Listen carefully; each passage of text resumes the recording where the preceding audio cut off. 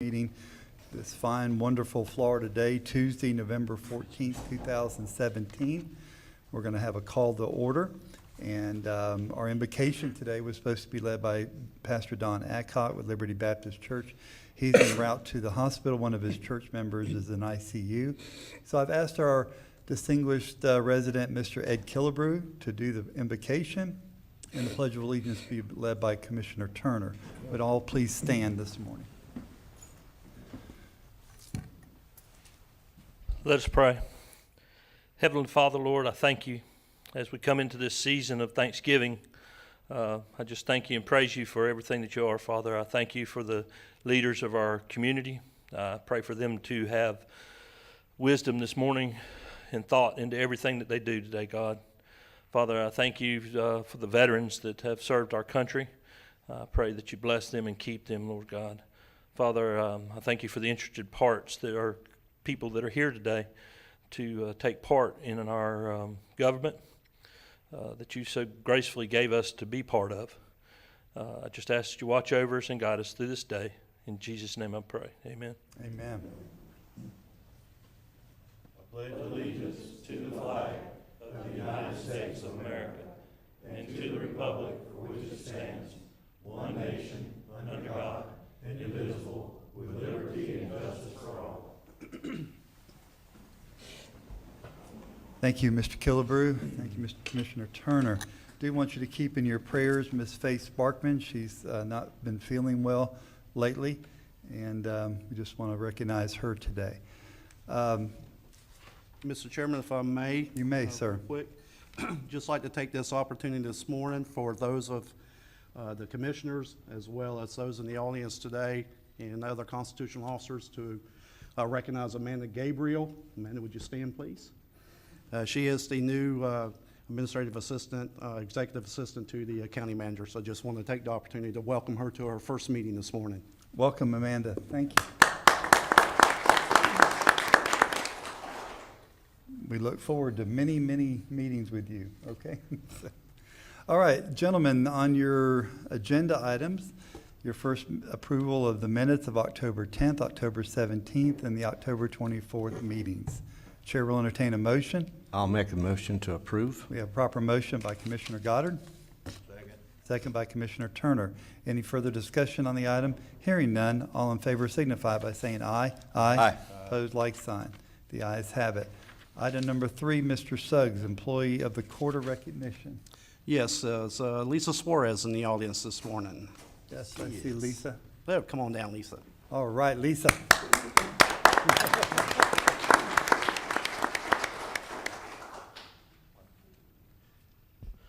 Yes, Mr. Chairman, Commissioners, it's absolutely my honor this morning to do this.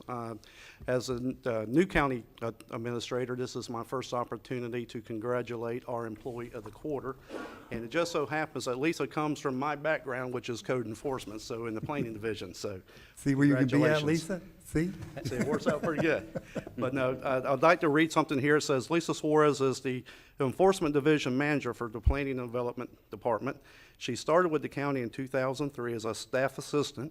And in 2005, she was promoted to the position of Code Enforcement Officer. And she is also currently in the position after her latest promotion in 2014 as the Division Manager. So just want to take this opportunity this morning to congratulate Lisa. And if you folks will come down, we have a certificate for Lisa as well. And it says, Employee of the Quarter awarded to Lisa Suarez in recognition of exemplary service for the quarter in December 31st, 2017. Awarded this certificate from the Putnam County Board of County Commissioners, given this 14th day of November 2017, signed by the Board of County Commissioners and the County Administrator. Lisa, congratulations. Thank you. Well deserved.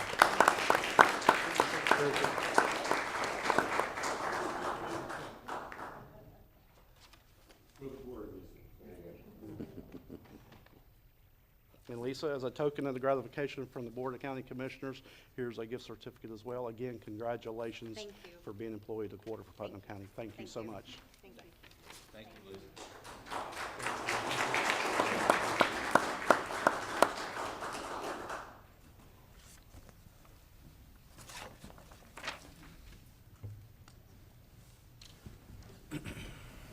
Thank you, Lisa. You do a lot of good work for this county, and we greatly appreciate all you do for us. The next one, item Chief Quinn Romay. You have a special presentation to a lady who's not following you. She'll come, okay. If I could get everybody who worked in the EOC, Roz, come on up. Come on, guys, we're gonna go up. Come on, guys. Everybody who worked in the EOC. I've seen many faces out there. Bob, everybody. Here in the center. Come on now. There, Stacy, everybody. You were there, come on, here, everybody up here. Yeah, everybody.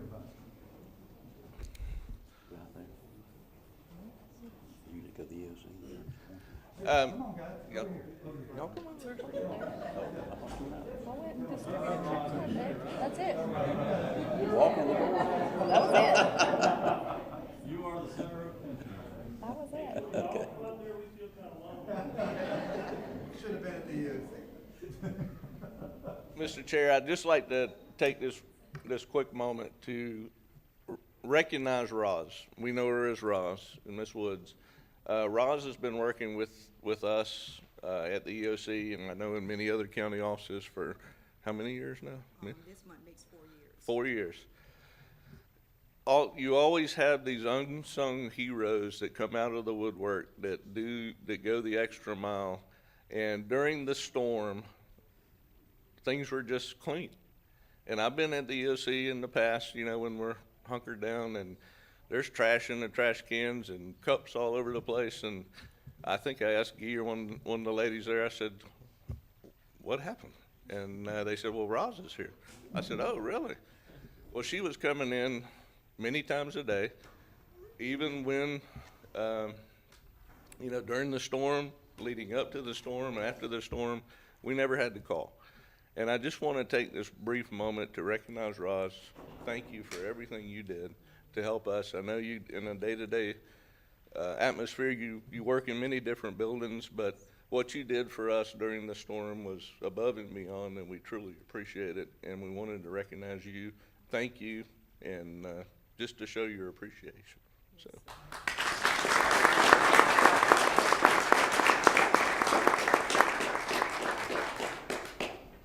Okay, this is a certificate of appreciation, and this is awarded to you on behalf of all the Board of County Commissioners for all your hard work. And I have to tell a story, and I probably should be close to the microphone.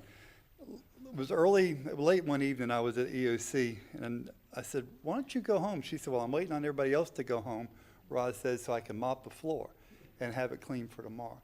So that's the dedication and spirit that you have with it, and we greatly appreciate everything you do. So on behalf of the Board of County Commissioners, it's all signed by us, and you have a card. Okay? Thank you so much.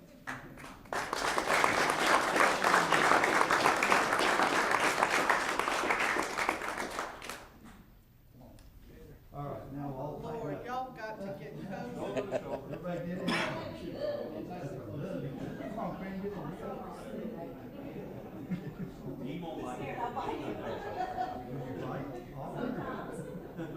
Come on, guys. We might need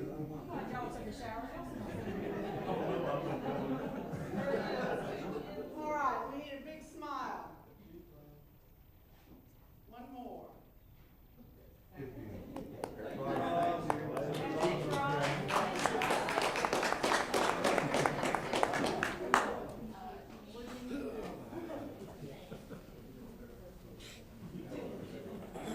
Always a good way to start.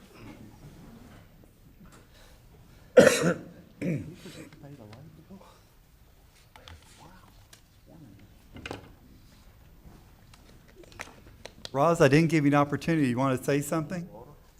No. Okay. All right. Well, thank you again from the bottom of our heart. We appreciate it. Next item of business, Crystal Knighton with Haven Hospice, National Hospice Palliative Care Month Proclamation. Commissioner Goddard. Okay. This is Putnam County Proclamation Number 2017-81. You want to go down front and do it? With them or say it? That's okay. I can do it here. I'll go down there with her. She's a lot better looking than we are. Good morning, Crystal. Thank you, sir. All right, down front. Okay, Putnam County Proclamation Number 2017-81, National Hospice Palliative Care Month. Whereas 2017 marks the 50th anniversary of St. Christopher's Hospice in London, widely recognized as the first modern-day hospice organization, and the 35th anniversary of the Medicare hospice benefit in the United States. And whereas the hospice and palliative care philosophy places the needs of the individuals at the center of care, allowing patients and family caregivers to focus on quality of life, surrounded and supported by family and loved ones, despite serious and life-limiting illness. And whereas hospice and palliative care organizations are advocates and educators about the advanced care planning that helps individuals make decisions about the health care they would want to receive should they have serious or life-limiting illnesses, or if they are unable to speak for themselves. And whereas Haven believes that everyone deserves comfort, care, and compassion. In 2016, Haven had the honor and privilege to serve 16,802 individuals and families throughout North Florida.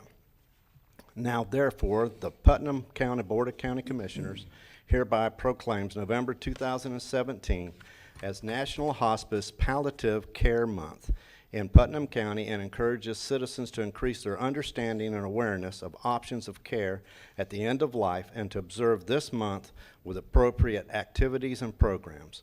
Done, ordered, and adopted this 14th day of November 2017, Putnam Board of County Commissioners, and I would like to make a motion that this be accepted. Thank you. Second. Proper motion by Commissioner Goddard, proper second by Commissioner Lible. Any further discussion on this proclamation? Hearing none, all in favor signify by saying aye. Aye. Opposed, like sign. The ayes have it. Thank you very much. Thank you.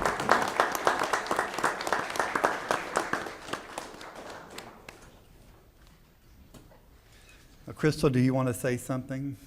I just want to take a moment just to say thank you to Putnam County and to the citizens for allowing us to do what we do. Thank you. Thank you very much. We Thank thank you for what Haven. you do.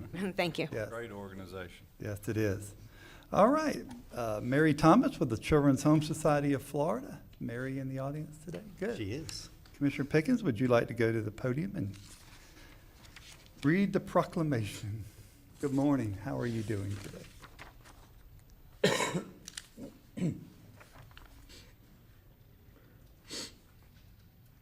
Thank you, Chairman Harvey.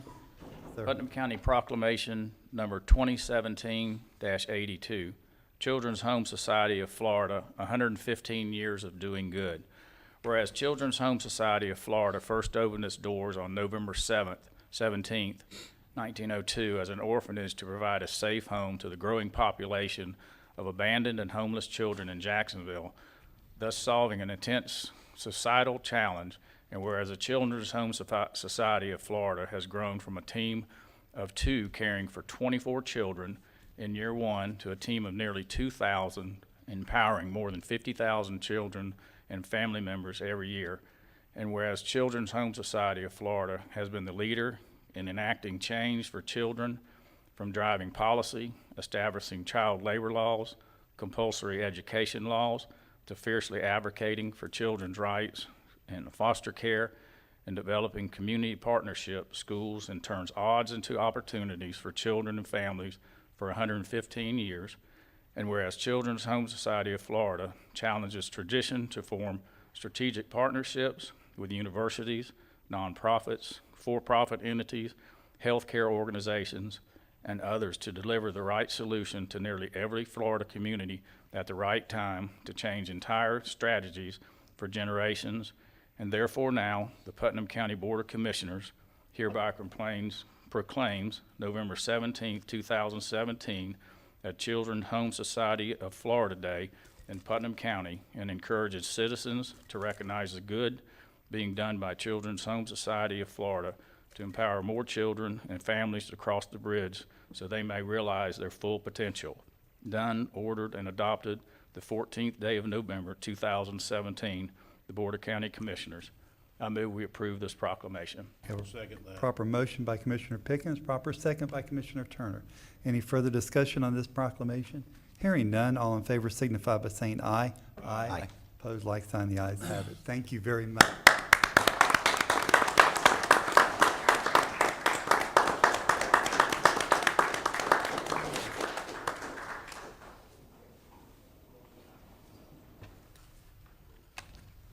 Thank you very much. Would you like to say a few words? Thank you all for your support in the county. Please continue. There's always something going on. We're always out into the homes and out into the community, supporting and working with those families of abused and neglected children. We thank you so much for your support. Just please continue your support. Thank you. Thank you for coming. We appreciate it. All right, before we go to public comment, I would like to make one announcement. Mrs. Beer with USDA and FEMA contacted me yesterday concerning the deadline for filing requests for public assistance has been extended to November 21st. I'm sure we can put this on our website or put it with EOC with the proper information of how to contact. I know the other day my flooded property next door had a note from FEMA in the fence right there. They were still looking to see if I wanted to do something, but it has been extended to November 21st to make any applications. So this will be available on our website and at EOC for you. Okay, no further discussions on that. Public comment portion. This is a time that the agenda is designed to allow citizens an opportunity to bring matters to the board. It's not reasonable to expect that the board will engage in debate or deliberation about matters on which the board has received no prior information as part of the agenda. Please, we ask you to limit your conversation to 3 minutes. We're not going to gong you or get you out of here if you go over a little bit, but we are going to ask you to wrap it up. Public comment cards are the blue cards in the back of the room. You don't have to have one to speak, but if you'd like to fill one out, it'd be good to do that. So right now, I have no blue cards in front of me. So anyone that would like to speak, just please come forward at this time. And state your name, address for the record.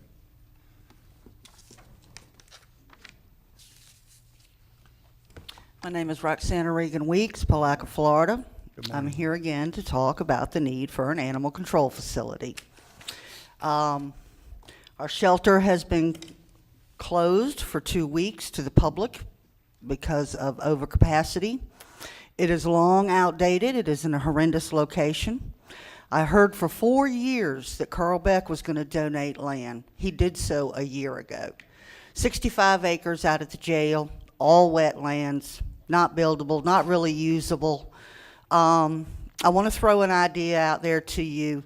You need to think outside the box. It's too small-minded, too backwards as far as this issue is concerned. You've been in national news for years. Putnam has a horrific image to people about the care of their animals. And the fact is, there are solutions, but all there's been about it for years is a lot of talk. For people that don't know what you call the spec building, you know, we call it the shell building because that's what it is. It's a concrete prefab walls. It was built, it was sold to a Delaware developer in 2003 with a contract in the county that if he did not sell or lease this property when he was done constructing it, that the county would buy it back for $2.4 million, which they did with BPP funds, that extra penny of sale tax we voted for. And that was in 2006. Since then, this facility, it was taken off the tax rolls because it's a county-owned property, but it sat empty for 11 years. It literally has dirt floors. This is a huge facility at the business park. I don't know why you can't just use that as an animal control facility. It's on a 10-acre property, which is the minimum needed for horse and farm animals. This could be such a outrageous facility for the animals and for the community. This community has been failed repeatedly when it comes to this issue. There was an incident Thursday where there was a drug raid that 9 dogs were seized from that property. And yet we've got a facility that's full. We have that constantly. We have people turning animals out because animal control won't accept them. SAFE is being overloaded here, the local shelter, nonprofit. They've really stepped up in the last couple of weeks and picked up Putnam's slack. But the problem you're not getting is talk is over with. It's been years. Talk. And it's time to actually do something. You were going to sell the Shell building a few months ago for $1.2 million, 50 cents on the dollar of what you paid.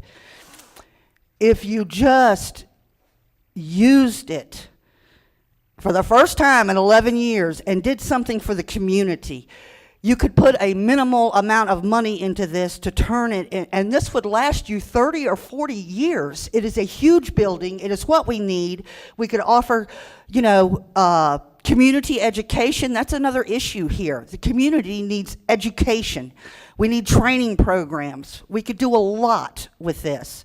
And I just don't understand why it's just nothing but talk. You keep passing the buck, and it's time to actually do something for the safety and the well-being and the image of this community, because if you don't, it's going to keep on being in the news and issues, and it's just got to stop. And I'd like you to think about this seriously. Think outside the box and stop looking backwards. Thank you, Ms. Weeks. Thank We you. appreciate it. Just to let you know, we are working. It's not just talk right now.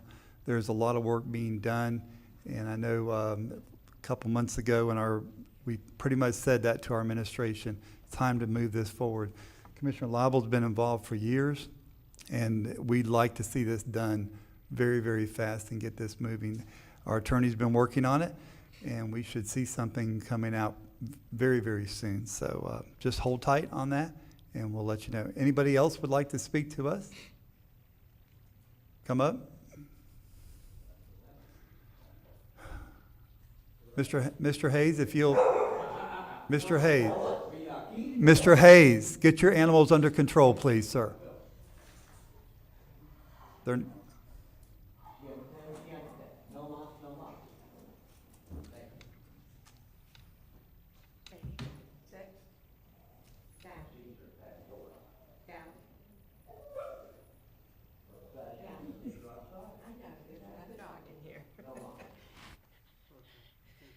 good morning. You got it right there. Thank you. Oh, good morning. Thank you for having me today. I want you to know that what I have to say is important, because not only did my hearing aid go out, my Braille card to help me were dropped, so I don't have anything to go by, so I'm going to wing it. That's okay. I am here on behalf of the Florida Coordinating Council for the Deaf and the Hard of Hearing. The Florida Coordinating Council for the Deaf and Hard of Hearing, which is also, we use FCCDHH, was formed in 2004 under the leadership of Governor Jeb Bush. On this council, there are 17 members that represent different agencies, nonprofit organizations, and aspects of those who have hearing loss. On the council, there are representatives from Department of Children and Families, Department of Elder Affairs, Department of Education, Department of Health.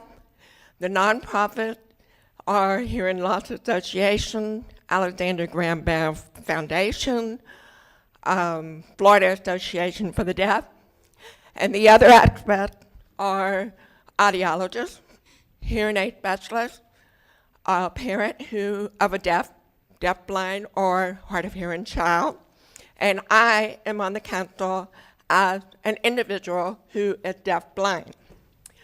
Also, each of these individuals represent other areas as well. Many are professional. For example, we have one that is a professor at the University of South Florida and she teaches mental health in their medical school. So I represent not only the council, I am also president of the National Federation of the Blind of Florida, Deaf-Blind Division. I also serve for the Florida Deaf-Blind Association as the Florida Support Service Providers Program Coordinator. And I also serve on the Florida Building Commission of the Accessibility Advisory Council. And I want to do everything I can to help not only in the state, but in Putnam County as well. A few weeks ago, I sent a copy of a biannual report that the council submits every 2 years to legislators.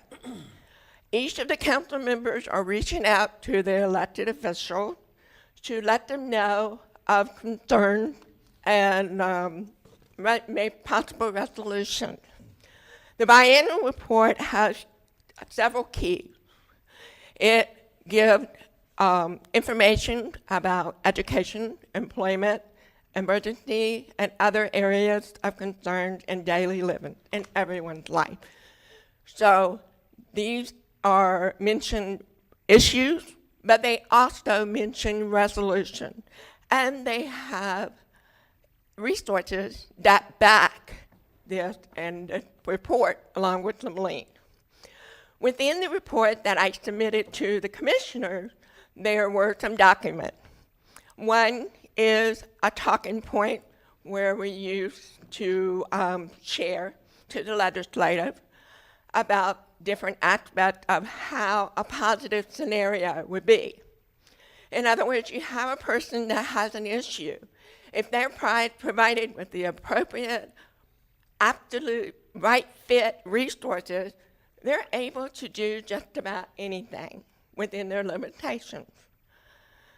So these scenarios are positive outlooks for the legislative and the elected officials to go by. Also, we have, there's another document in there. It's a letter that has been submitted to the medical professionals in the state of Florida and concerned of some issues that we have, the public, that come and speak at our public comment, which we meet on a quarterly basis throughout the state of Florida. Some of these concerns were about video relay interpreters, live interpreters, and the concern to need qualified interpreters to help those who are deaf. Another aspect is that on the data, and there's a form in there that the Florida Department of Elder Affairs was able to gather. And it's a by-county data of vision issues, hearing issues, and the combination of vision and hearing issues. In Putnam County, of people over the age of 60, it's a possibility, I think it's 2,900. And for hearing issues, it was 2,100 something. And then for combined vision and hearing loss, it's 315. Now, if we were to apply our population within Putnam to 72,000, which is what it is now, and use the 30% that University of Florida designates of in their chart book that was published in 2011, if we were to apply 30% to the 73,000, that would mean about 22,000 people in our community are disabled. Then, if we were to apply the Center for the Disease Control and the Census Bureau of 20% of the population that are institutionalized, that would be approximately 15,000. The next document that was shared is an email that was sent from the Florida Registry of Interpreters for the Deaf to the Florida Coordinating Council for the Deaf and Hard of Hearing. In Manatee County, during Hurricane Irma, They failed to provide qualified interpreters for their deaf community. The deaf community were devastated and hit hard because they didn't know what to do. They didn't have the right communication resources to help them in their respective language. Now, each of the council members have approached different legislators. I have already spoken to the governor's office, and I've also spoken with the local House of Representative, Bobby Payne, and his assistant. His assistant came and sat with me during a meeting in Ponte Vedra Beach last week or the week before to get an idea of what it means to provide accommodation for those who have hearing loss. In that process, they have also made an effort to do what they can to find out how to provide qualified resources within the county. So that being said, I would like to make a suggestion for Putnam County. Not only do we need to, not only do the state, the county, everything need to provide interpreters, we also need text to 911. Since the deaf cannot use just a regular telephone, they use a video relay service. And that video relay service has a delaying feature. It does not put it right away as it would be for us who call on the phone.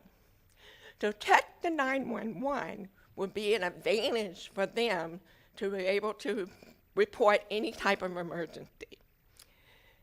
And right now, in the state of Florida, there are about 5 counties that provide that service.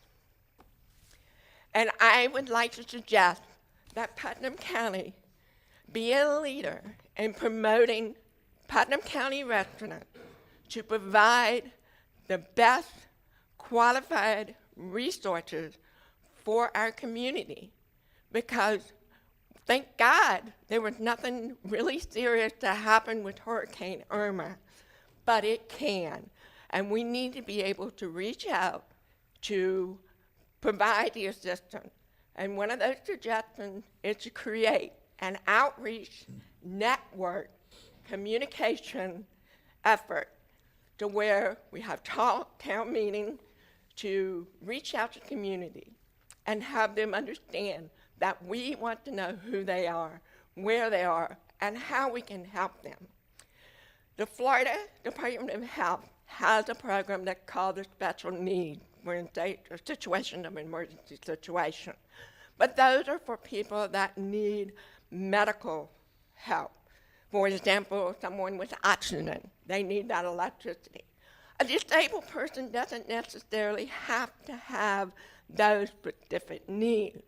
They just have to have a little bit of help to be able to help them to be a participating, productive member of our society. So I hope you would help me and work with me to be able to create a network to promote Putnam County.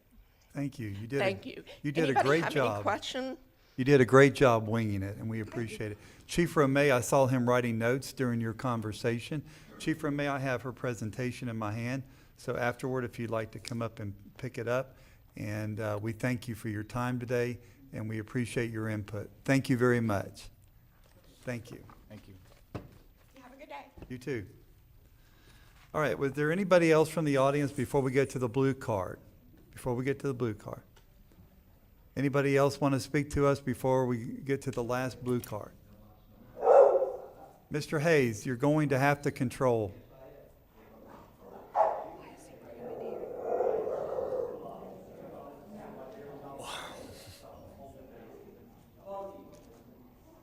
We're going to Yeah, that's a good idea. We're going to recess for 2 minutes. Thank you. It's called back to order. That's really good. Now, if it doesn't. Mr. Hayes, I know the sheriff is talking to you. Then we don't do that. Mr. Hayes. Okay, thank you very much. Mr. Hayes will not be speaking to us. We do not, we love service animals to be in our building. But they do need to know, we need to know what specific service they're providing to us. That's the end of our public comment period. If I see no other hands, then we'll move to, Mr. Chairman, yes, sir, Mr. Turner. I'm sorry, but I think we need to take this one step further and tell Mr. Hayes if he can't keep his animals under control, he needs to either kennel them or put them somewhere when he comes to one of our meetings. And I agree, it's dangerous for that to That take was a place. very dangerous situation if one of them dogs had got away and jumped on Darlene's service animal. That's just unacceptable in my book. Thank you. Sheriff, you have a comment? If I may take You just may, a point sir. of privilege with regard to the comment that Mr. Turner just made, and if I overstep my bounds, I'll apologize, but I just informed Mr. Hayes that this is now the third time that his dogs have been in these chambers and have disrupted the meeting, and I informed him that they would no longer be allowed to come into the facility unless he could show some type of proficiency of training and obedience. Thank you, Sheriff. Thank you very much. Yeah. We have got to keep order and we've got to protect the public safety. There's no doubt. Consent agenda, commissioners. Is there any items you wish to pull? Mr. Chairman, I'd like to pull B. Okay. Commissioner Lible, you had? I don't have any today. Thank Okay. you. B. B. Commissioner Goddard? I haven't any.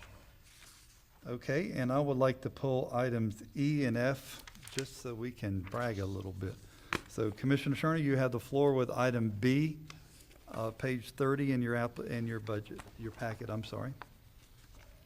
Okay, Mr. Chairman, this is concerning a bid that was asked for by Public Works, and there were 4 respondents to the bid, and the prices for the bid were, for S1 asphalt, was anywhere from $128, best I could tell, to $494.15. I'm assuming that's per ton. I know it is. So, which is no problem, except for at the end of the recommendation by Public Works, it was asked that we recommend that we allow them to use all 4 of the contractors. I would like to ask Mr. Tompkins if he would come forward, please, and try to explain to me how it's in the best interest of the county to have 4 bids for a contract and then ask that we can use all 4 of them without regards to pricing on the bids. Good question, thank you. Mr. Tompkins, good morning. Public Works Director.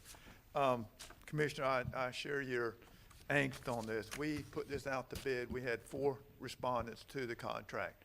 This is a continuing service contract with unit prices.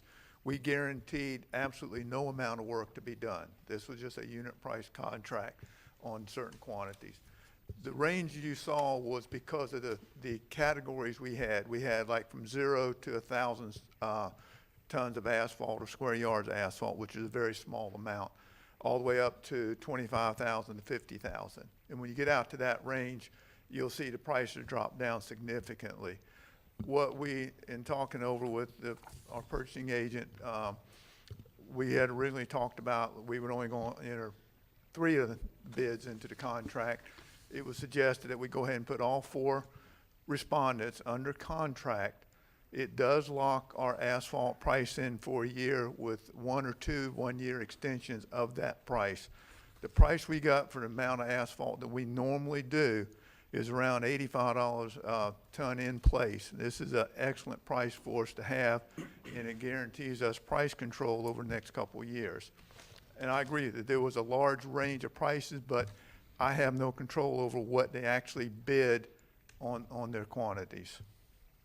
I hope that helps understand Oh, it. sir, we're getting there, but I mean, I understand that we want more than one, but if we're gonna bid the thing out, don't you think it would be advantageous to us to if you wanted to use somebody whose price was lower in a certain category, to at least state that if we're gonna use that quantity of asphalt, that makes them low bidder? or if we're gonna use a higher quantity, that would make someone else low bidder. That way I could kind of start understanding. But as far as just saying we're gonna use all four, I mean, I reviewed the bid sheets and did a little computation on my own, a bid computation on my own, and it looked to me like the higher bidder was higher across the board in every category. They were. I will not dispute that. You're absolutely right.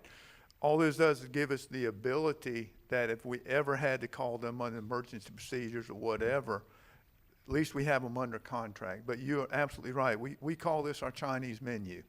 We would pick the category of work. Let's say we needed S1 asphalt, 50,000 yards. We would go to the lowest bidder of that category, and that's who we would get to do the work. So it's the advantage to us of getting the lowest price for the type of work we need done.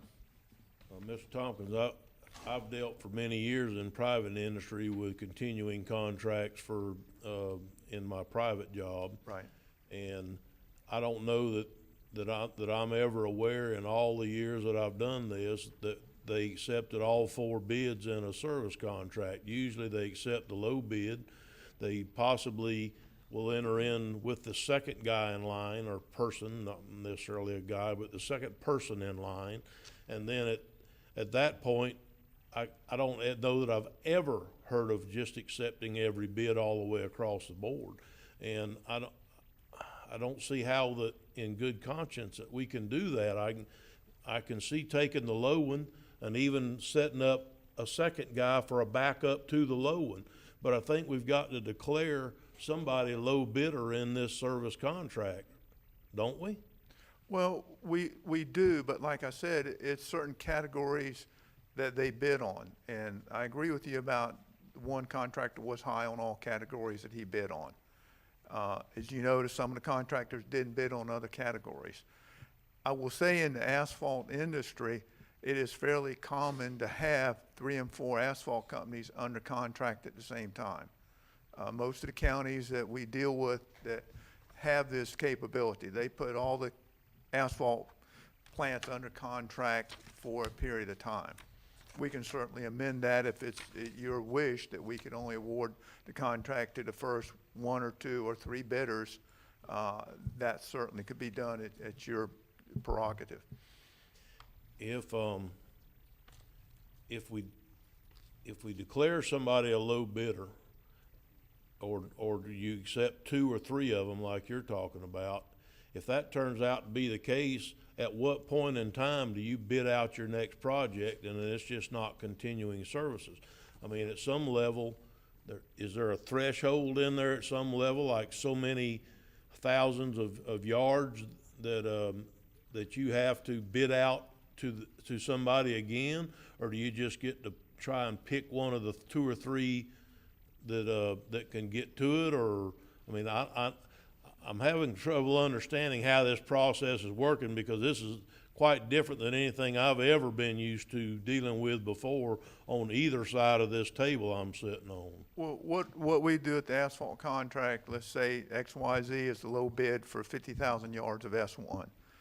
Say our project is 50,000 yards. We look at the unit price, who has the lowest bid for 50,000 yards of S1. We will call them up and say, okay, we got 52,000 yards of S1 that need to be put down. You know, we need it put down in the next 2 months. If the contractor says, I'm tied up with I-95 work, I can't do work for 6 months out there, then that does give us the option. And I know it's a little bit higher price, but it does give us the option of going to the next contractor and say, we need this work done in the next 2 to 3 months. We can't wait 6 or 8 months. It does give us some flexibility, but we absolutely look at the lowest price for the category of the work that we are requiring to be done. Well, don't you think that it would be a big possibility that if you don't declare a winner to a bid, that there would be no reason for anybody to give you a decent price on your asphalt, knowing that they're gonna get hired no matter what numbers they write down on their bid? No, sir, because all the asphalt companies we deal with understand this type of contract, and they know that we pick the lowest price for the category that we need done. That is across the board. Every one of them is aware of that. We've been using this type of contract for asphalt work for the last 15 years in Northeast Florida. Generally, every county has these type of contracts with asphalt companies to lock in the prices. This does lock in our price for the amount of yardage we need for a 1-year period with, I think, 2 1-year extensions to it. So this is kind of an industry standard that we use for asphalt work. It is not uncommon at all to have 2 or 3 asphalt companies under contract at the same time. It does not guarantee any of them any work. We specifically said that in our contract. Doesn't guarantee any work whatsoever. But when we do need work, then we have the ability of looking at the unit price for the quantity we need and issuing a task order for that work. Okay, Mr. Tompkins, I'm only 1 out of 5 commissioners by any means, but I would like to have this conversation. In my opinion, I think that we should declare someone a low bidder. And if you want a second person to back it up or something, because in case they're busy or can't get to it or whatever, I could even go that far. But as far as having somebody that's almost 4 times the amount of money on the same S1 asphalt as your low bidder, I just don't see how in good conscience that I can do that. Well, it's not that we would call them up and say because they're the high bidder. We would go, like I said, we got down in other counties, we have got down to, we had one instance where chip seal was 1 penny difference on the square yardage. So that contractor that was 1 penny lower was called to do the chip seal work we needed done because of that 1 cent difference. So we look at the unit, so the low bid is the lowest bid for that unit price for that work to be done. I understand. It's I mean, hard in to- private life, Yeah. I got a $270,000 job one time for $12.30. So I understand what you're saying, but I also got that job. They didn't say, well, you might get to do it or the other 4 guys that bid on it too, depending on who we decide to use. We don't decide who, we decide based upon the unit price of the contract. We don't just make an arbitrary that, well, I'm gonna use X, Y, Z. We use whoever has the lowest bid for that particular work item. And that's understood in the industry. That's why we bid this out as a Chinese menu type bid. Because then you'd have to look at each category and say, well, I will award you a bid for S1 asphalt. I'll award you a bid for S2 asphalt. I'll award you a bid for S3 asphalt. So we try to do that as one contract bid with the unit prices established basically for a set quantity. Usually it's 1 square yard or 1 ton or 100 tons or something like that. So that's. Okay, so what you're telling me is on record, you're going to pick a certain category that they were lowest in, and you're gonna make them the winning bidder in S1, S2, S3, or wherever that lowest category may be. You're gonna make them the winning bidder of that category. Yes, sir, that is correct. Then you're going to give the 2 or 3 contracts that you're gonna let them on that category in that situation, and then the only way you would use them outside of that category would be is if they couldn't get to it in the required time. Yes, sir, that is correct. Okay, well, if that's the case, I don't have a problem as long as you declare somebody low bidder. Yes, You sir. can do it by category, you can do it by tonnage, you can do it whatever, but somebody needs to be low bidder, and somebody needs to clearly win the contract for whatever category. That's my opinion. Mr. Tompkins, thank you. Are you done, Mr.? I'm done, thank you. Thank you, Commissioner Turner. On Commissioner Turner's questions here, why could you not bring that back to us in the form of, just say, asphalt paving system won the bid on X, Y, and Z, P&S did it on this? Why don't we specify that and then bring that back to us at a later date? We can certainly do that. I have no objection to it, but I think that is understood in the contract because of the way they bid the job for their unit prices. You know, it's understood with you and your department, but I would like it cleaned up where where the public knows that if we're buying from Halifax, we're buying the best product they have at that time based on that unit price, and it's listed there. Because I'm with Commissioner Turner, you got 4 here, you could say, well, we're in a pinch and we got to go with preferred materials, even though they're the highest at $400 and something. I mean, that's unacceptable to me. Oh, I agree. I think at that point, then we go back out for bid because we can't find, the lowest bidder can't provide what we need them to provide. We can certainly do it. We can bring this back to you at the next meeting and clean this up. the Would way you want like it to done. pull this item, or do you want us to table this item? I'll have to, Commissioners, how do you, I have a comment. that I would okay, like Commissioner Lible? to Request. At the transportation workshop, at the end of the month, the last Tuesday, I would like to get an overview of the classifications, and you refer to them as categories, Right. on the asphalt. I think that would be very helpful, because there are so many grades. yes, there is. And if you could bring that, we did this years ago, and it needs to be done again. I think you should pull the item and let's bring it to a workshop and have it clarified. That's fine. I have, Down, as Commissioner Turner has said, who won the bid for this, and this, and they are the low bidder. And then there's no ambiguity going forward into any of our contracts. very good. I have no problem doing that. So We you're can pulling bring it the back. item, sir? Sir, You're pulling the item? we can pull the item and Okay, bring it thank back you at very the next meeting. Item B is pulled, and we'll be back to see it at a later date. Thank you very much. Thank you for working with us, Mr. Tompkins. Thank you. Appreciate it. And at the end of the month, don't even bother bringing cold in place prices.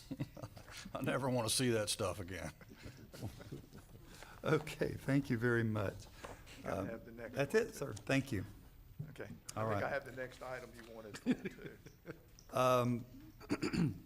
Yeah, kind of you do. Okay, item E, page 68 of your agenda, that would be one of mine. This is a success story, and I just want to mention this.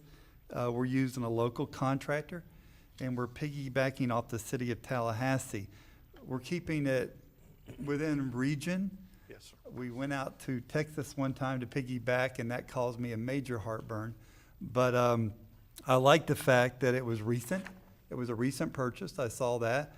It's a regional purchase, and it's a local vendor. Yes, And correct. that's all I wanted to say about that. I appreciate us narrowing that scope like we need to do. So thank you. Mr. Chairman, if I Yes, may sir. You also may. chime in, I'd like to also tell you how much I appreciate this too. I think that Putnam County should do its very best to spend every dollar it can with local people, people that pay the taxes here and that live here because they want to live here. And I think we should do that. And this is one of those instances where I think we did it legally, we did it the way it's supposed to be, and I commend you for getting that done, Mr. Tompkins. Thank you, and I wanted, Melissa Dillon worked very hard on this also to pull this together, so it was a team effort on this. Good, thank you. The next item I wanted to talk about is another success story that doesn't get told a lot, but item F, page 85 through 92. Chief Romay, would you come forward, please? Those of you who don't know, but Chief Romay is constantly searching out deals for Putnam County. And sometimes they're hard to explain to people who oversight us, if you will.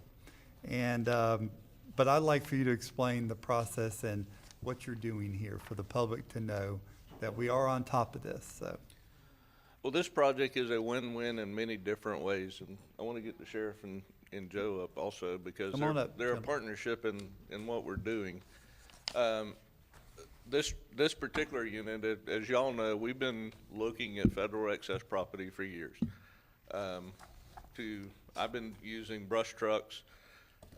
We can go out and buy a brand new brush truck for $300,000-$400,000, or we can go through the federal excess and get a military excess truck with 1,500 miles on it, automatic transmission in fairly good shape, put a tank in it and we've got less than 50,000-60,000 in the whole unit. So that is the crux of the excess property, and I know the sheriff is doing the same thing. But this particular unit, the sheriff has had a mobile command post for many years. I'll let him talk about that, but it was getting age on it. So as I was going to some of the different excess property yards, I happened to see this trailer. And it's a 53-foot trailer enclosed, got air conditioning and all on it. It had less than 300 and something miles on had a little odometer on the back. We were able to get it through the excess property. It's first come, first served, so you never know where you're at in that process, but it has come together into the partnership with the sheriff's office. GP has donated money to get towards this retrofit. We got a grant through emergency management, and the sheriff is putting money in to finish the truck off. So, Wonderful. Thank you. Sheriff, would you like to say a few words on it? As Chief Romay said, this is a project that was born out of necessity. We actually have and currently maintain a mobile command center as a piece of equipment at the sheriff's office.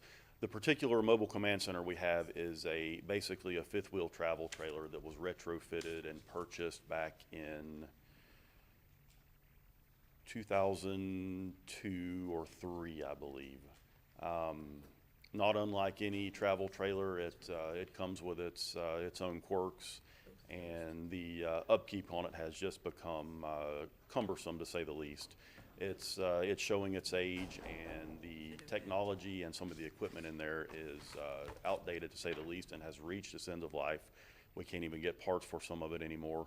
So what we did was, through a series of conversations with Chief Romay and Ryan Simpson with Emergency Management, came up with a plan. And I just want to say that the county as a whole has become very astute at doing less with more.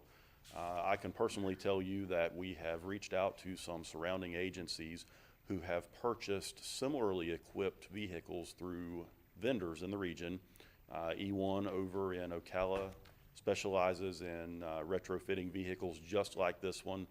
Those, depending on the amount of equipment that they are retrofitted with, typically retail somewhere in the neighborhood of $750,000 up to probably $1.5 to $2 million. So this is just another success story, as you've said, as us doing less with more and being very astute with our tax dollars. All total, after the retrofit, I expect we will have, I don't know what the original acquisition price of this particular trailer was, but we'll have, I dare say, probably less than $60,000 in this entire retrofit. So it's a huge win and a huge success for the county. And not only that, but it combines our resources together so that we will share this resource with emergency services, and we'll get certainly more bang for our buck out of it. Good. Thank you, Sheriff. Thank you. Yes, Captain. I think Thank it's an interesting point that the Colonel, sheriff I'm sorry, Colonel. asked me to mention is the retrofitting work on this will be done at Tomoka State Prison at what's called Pride Enterprises. All the work will be done by state inmates for pennies on the dollar of what we would pay anywhere else. Those inmates are then receive that money as form of as a paycheck after their victims' restitution has been paid, all the costs of their prosecution and all costs incurring from their crime have been paid, and then the costs associated with them receiving a trade. So when these inmates come out of prison, they're all certified welders, certified auto painters, whatever the case is, and it gives them an opportunity. So, and that'll be done right down in Daytona for state prisoners, and a good percentage of those prisoners, as you know, at Tomoka are out of Putnam County Justice System. So it's a win-win all the way around. Also worth mentioning, just to follow up on the comment that Colonel Wells just made, he's exactly correct. Also, any of the equipment that we purchase through Pride is, they extend wholesale plus 10% to us. So we're certainly getting a good deal on all that. Well, thank you again, and thank you for the partnerships that you created to make this thing happen. And this is a good situation. So, Chief Romay, you have one more comment? You mentioned the price. Federal excess property works in mysterious ways, I'll put it that way. It's generally 2% of their acquisition costs up to 10%. Having been doing this for quite a while, you get to negotiate, and I want to say we got this for less than $2,000, the trailer, Wow. everything, working order, and I really want to say it's $1,500, but I'm not 100% sure of that, somewhere in that range. But like the sheriff and Joe said, we go out on a daily basis, whether they have an incident, we have an incident, could be a fire, could be a law enforcement type type deal where we've got somebody missing, things like that, and you've got to have a place that, A, can talk back and forth to dispatch and have the resources to print maps and, you know, do the communications and coordinate the things going on the scene, and this would give us that. Well, thank you, and thank you again. And you got a third partner involved, Georgia Pacific, and that's wonderful. So thank you again for all your help on this matter. I just wanted to bring this out to the public that there are wonderful success stories happening right here in Putnam County. So thank you very much. Thank you. Gentlemen, is there any other comments? Just Any- one quick one, Mr. Chairman. Please. A minute ago, not about this one, Chief Quinn. When we were talking to Mr. Tompkins a minute ago, he mentioned that Miss Dillon had also was helping trade local and spend our dollars local, and I just wanted to make sure that everybody heard that we appreciate her working with us too to get that, to get our dollars spent local as much as we possibly can. Thank you. Thank you, sir. Okay, the consent agenda then consists of items A, C, D, E, F, G, and H. The chair will entertain a motion. I'll move to accept. We have a proper motion by Commissioner Goddard, I'll second it. proper second by Commissioner Pickens. Any further discussions on A, C, D, E, F, G, and H? Hearing none, all in favor signify by saying aye. Aye. Opposed, like signs. The ayes have it. Thank you very much. Next item on your agenda, on page 120, Ms. Nancy Russo, Stewart Marchman Act, Memorandum of Understanding. Ms. Nancy, if you'll come up, please. Thank you. Good morning. Good morning. So we had a meeting with law enforcement. Got to bring that right to your mouth. We had a meeting with law enforcement and the area receiving facilities, and we all agreed upon the memorandum of understanding between the agencies, and the only signature we need left is yours. Okay. Any questions for Ms. Russo? All right, the chair will entertain a motion. Move approval. A proper motion by Commissioner Lible, And I'll second. proper second by Commissioner Goddard. Any further discussion on this item? Hearing none, all in favor signify by saying aye. Aye. Opposed, like sign. The ayes have it. Thank you, Ms. Nancy. Have a great day. You too. All right, 10 o'clock certain, and we're at 10:04. That's really good, guys. I'm telling you. We are doing good on this one. Mr. Hammond, I think it's a record almost, isn't it? We're so close. Proposed ordinance establishing a temporary moratorium on simulated gambling businesses. Sir, you have the floor. Thank you. Thank you. Good morning, Commissioners. Good morning, sir.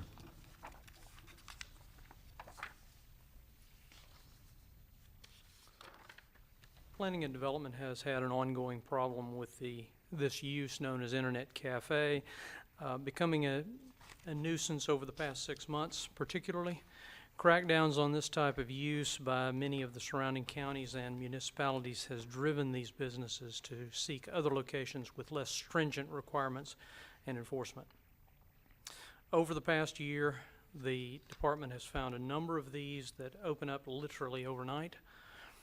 In the most cases, they fail to check with the department regarding any requirements. They proceed to power machines by running electric cords, alter the electric without proper permitting and inspections, alter the space without proper permits, violate fire codes, and allow seating capacities in excess of the capacity of existing septic systems. All told, these uses are routinely violating a variety of state and county regulations. Codes enforcement officers have ordered the closure of 7, and as a matter of fact, 2 in the last week have been added to that. Locations in the last 6 months. Additionally, the Sheriff Department has had issues with this particular use. Specifically, the ordinance is fairly straightforward. It proposes a 1-year moratorium, 365 days. It took about half the ordinance, I believe, just to try to pin down exactly what we're trying to regulate, which are these gaming or apparently gaming style machines and uses.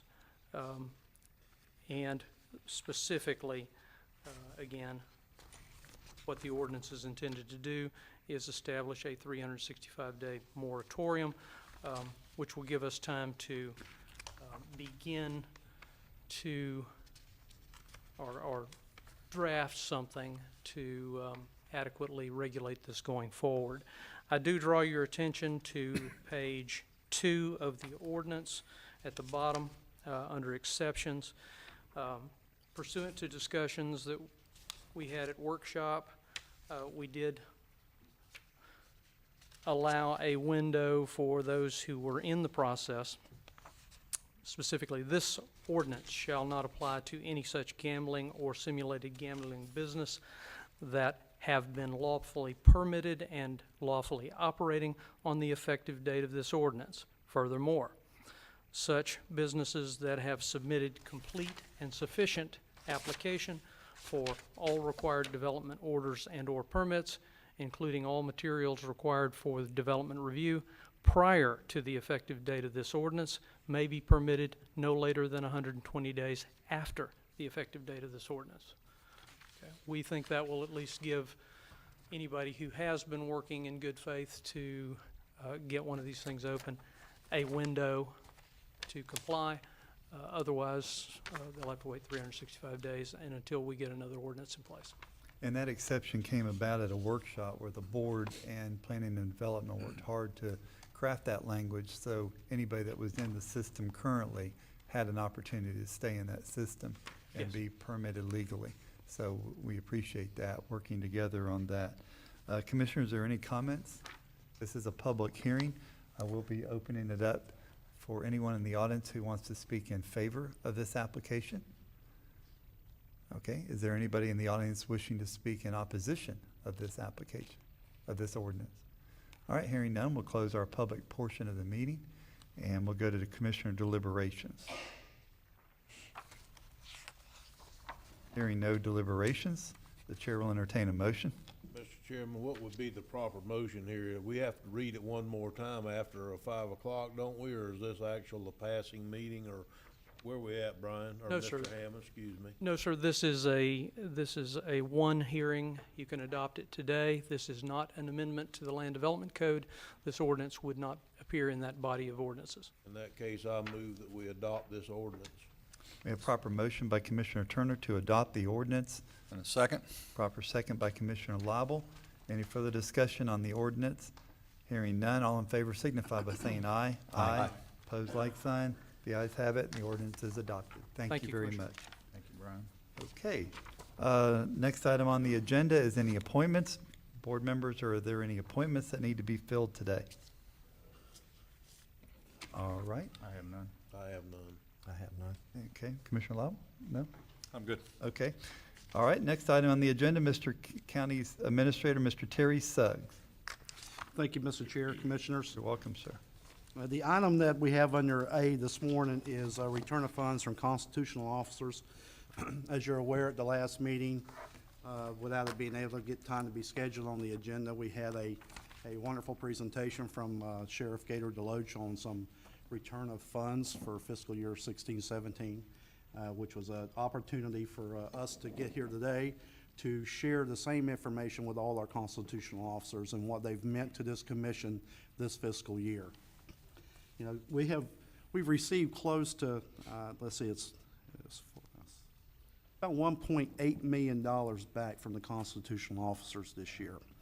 You know, and that is no small feat. When we're sitting here, as we were 2-3 months ago, concerned about where we were with the budget, where we were with the difficult decision the commissioners were having to make on our millage rate and our service fees, you know, for everybody in this community to get together and do all they can do for not only their departments, but for this commission as a whole and for this community and this county as a whole. I think it's an opportunity for us today to share that with everybody and thank them publicly for what it is that they've done. And we're talking every constitutional officer. You know, some budgets are not as large as others, but everybody found something to give back. We go from the Supervisor of Elections office giving back over $12,000 to the clerk of the court giving back nearly $31,000, to the tax collector giving back $332,000, the property appraiser, Mr. Tim Smith, giving back $156,000, and the sheriff giving back almost $1.2 million.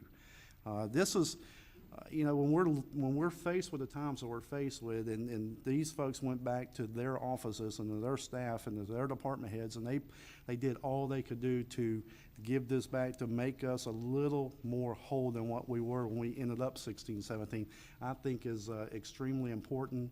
Our gratification needs to be expressed, and I personally, as a county administrator, want to thank each and every one of our constitutional officers for everything that they do, not only day in and day out, but for what they do for this commission and this county. And I am just grateful to be able to be a part of that and work with such great folks. So that's my presentation on that this morning, sir. Thank you.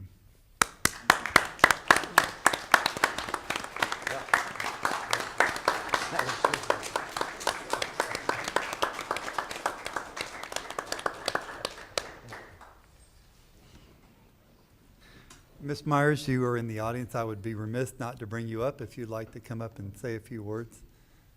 Chairman, I would be delighted. I bet you. Actually, I was here for two things. Ms. Wood's recognition earlier, and I missed it. She's really an awesome person. And also, I did see this was on the agenda. I appreciate that agenda opportunity. I wanted to share, you have seen an increase in our return of funds. Wanted to share that I have to give all of you credit where credit's due. By freeing us up from taking charge of the BTR, you have allowed that excess capacity now that we have to do the job we're really supposed to do, which is process, of course, real estate taxes. That doesn't change. We still do that.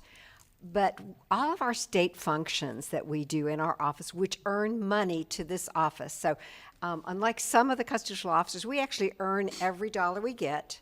And when we have excess funds, it is required by law to go back to our taxing authorities. And that's a great system. But because you changed the BTR, you allowed us to have more time to process state functions, which brings more money into our coffers, which then allows us to be giving back to the citizens of Putnam County, bringing back money to the table. And that wasn't exclusive. You'll know, too, this is our second year of concealed weapons. We did 12 of them yesterday.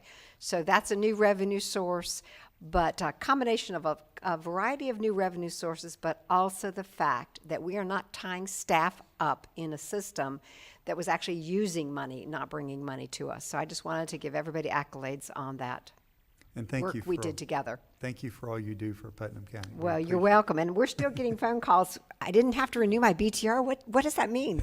So there's a lot of excitement out there, and I just have to give you guys a lot of foresight for thinking about that and joining with us and making that change for our businesses. It was the right thing to do, and it's going to be paying dividends for the businesses as well as for us. So thank you, sir. Thank you. Thank you for your leadership on that. Mr. Chairman, if I could take one more Hey, point of please. order to piggyback on the Honorable Ms. Myers' comments. That's exactly what it is that we're trying to do here, is work together as a partnership. And you can see it today with Chief Romay and the Sheriff's Office. You know, and not only are we working with them, but we've got a private-public partnership going in that particular project. We've got a donation, I believe it is from GP. We've got Pride Industries from the Department of Corrections involved. That is exactly the things that we need to be expanding on and doing more of, because that is what's going to make us stronger as a unit, to be able to do those things. You know, working together with the Sheriff's Office and the IT department, you know, commingling some services, you know, trying to make things easier for everybody that works together. And so, you know, those are the things that we need to take pride in. Those are the things that we need to publicize, and those are the things that we need to promote. And I think it's working very well. Thank you. Thank you, sir. You still have the floor? My next item, sir, would be, if I could get Mr. Larry Gass to come up. We want to do an update today, if we could, on where we're at with the debris cleanup from Hurricane Irma. Mr. Suggs, you might want to bring that microphone a little closer. We're going to have Larry Gass give us an update to Hurricane Irma debris cleanup. Good morning, Mr. Gass. Good morning. I don't know if everybody remembers, but this past holiday weekend marks 2 months since we had Irma, and we are currently at 220,000 cubic yards of brush that has been picked up. We will be starting a final pass in areas that have seen a large amount of debris already removed. We will be starting that on Thursday. We have to start somewhere.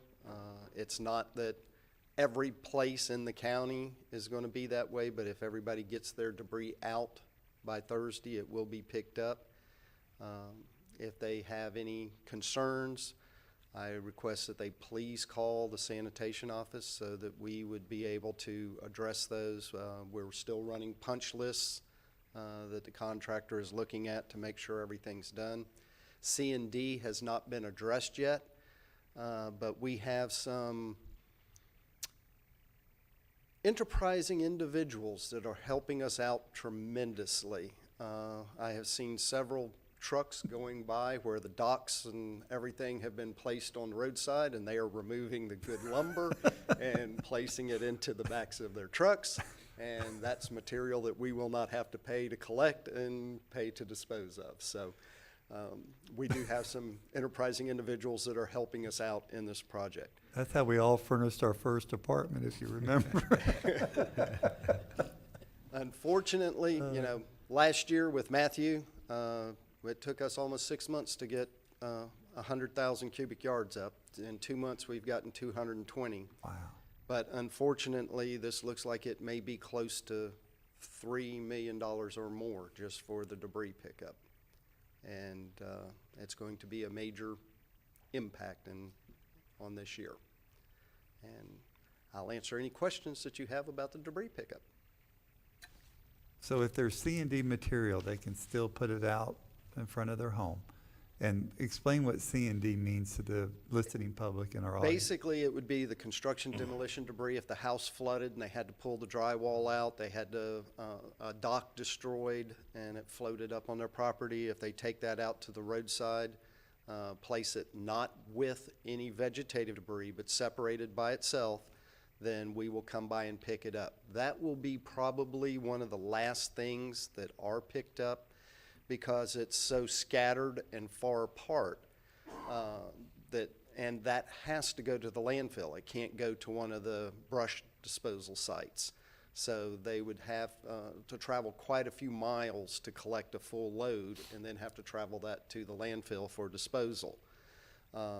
Because of that, that will be one of the last things picked up, because the way the FEMA payment schedule is, the faster you pick stuff up, the more you get paid. So the things that are going to take a long time, we're not going to put resources on it. We're trying to keep the resources on things that we can get quickly and get the highest reimbursement back from. Okay. Commissioner Gutter. Yeah, I just want to, because I've been dealing with Larry a lot here lately, a lot of phone calls. You mean Mr. Gast? Mr. Gast, Mr. Gast. And yes, it's been very good. And you know, we had our problems in the very beginning when we didn't have contractors. And because the whole state of Florida was hit. All of a sudden, our contractor backed out. We were going, oh no. And somehow Mr. Gast made this work, and has been excellent. You know, if I had an area that was a safety hazard because too much waste was put out there, I sent him an email and it was taken care of immediately. So I'm impressed with how quickly we did get this done. Thank you. And I'm going to give you kudos too. An email came to me from the town of Interlaken requesting debris get picked up pretty quick because roads were going to be paved. Within just a few days, you had that handled, and the road paving started the next week. And they greatly appreciate all the hard work that went into that. Just made common sense to get that out of the way. We didn't want to pave around it, and you went right to work, and we appreciate what you did. Thank you, sir. Any other questions, comments? Before I let you go, there was an article in the Plaquemine Daily News, for those who didn't see it, bear-proof trash cans today.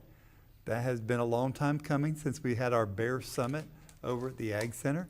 And people who think that the bears are heavily in the West End, they're not. They're down in the Satsuma area, Vaughn's probably down in that area. So explain really quickly for our listening people about bear-proof trash can. And there's also a weight involved in what they can put in it. So if you'll explain. We had originally planned to have the meeting to inform the citizens and get them signed up and show them the product a week after the hurricane hit. But because that had happened, we had to postpone that, and now I'm just now getting the opportunity to do it. So tonight at 6 o'clock at the Ag Center, we will be meeting with residents, myself and the Fish and Wildlife personnel, and we're going to discuss the bear-proof cans, bear-resistant cans. These are commercially available trash cans that have been tested, and basically they take it out to the Grizzly Bear Center in Colorado, and they put a likable food source in it, close it up, and put it in a cage with a grizzly bear for an hour. And if the grizzly bear can't get into the can in an hour in a cage, then they consider it a bear-resistant can. There was a grant from the state of Florida which utilized some of the revenue from the bear hunt that occurred a couple of years ago to provide these cans, and we were lucky enough to, when the bids came back, we got, I believe it was 109 of the cans. There will be a fee for the individuals that get the can of $30, but they will own the can. It is their can. If they leave the area, they can take it with them. But this is subsidized by the grant from the Game and Fish Commission. What was the total cost of, because I know they're not $30. The county's paying part of that. And It was, I believe, $128 a can. Okay. And then we had shipping on top of that, and which, if we got 10 or 100, the shipping price was basically the same. More importantly, what's the warranty on those cans?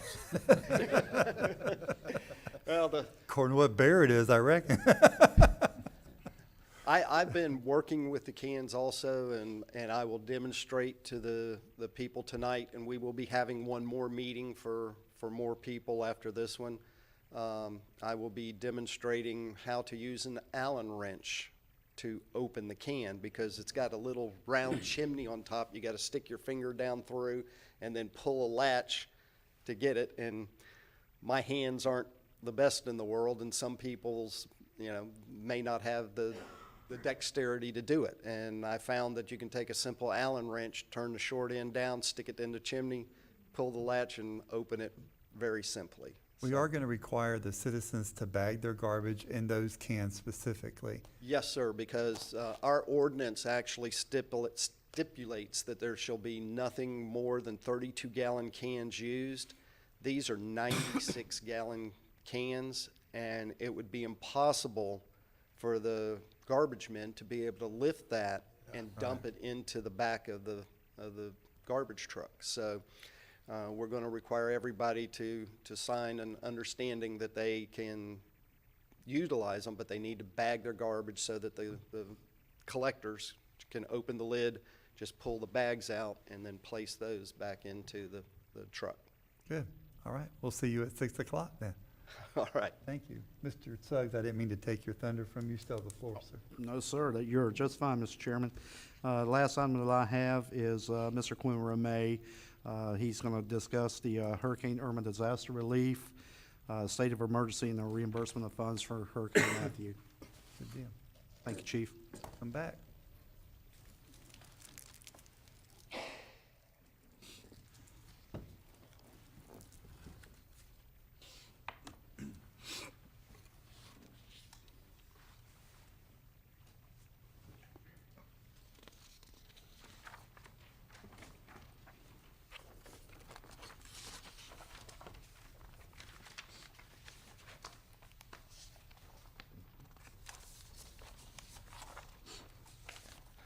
I'm pinch hitting today. Ryan is on vacation. He's some much needed time off with his family. So what I'm going to go through is a couple of different things. What I just handed out is all of the project worksheets that are obligated or in the process of being obligated.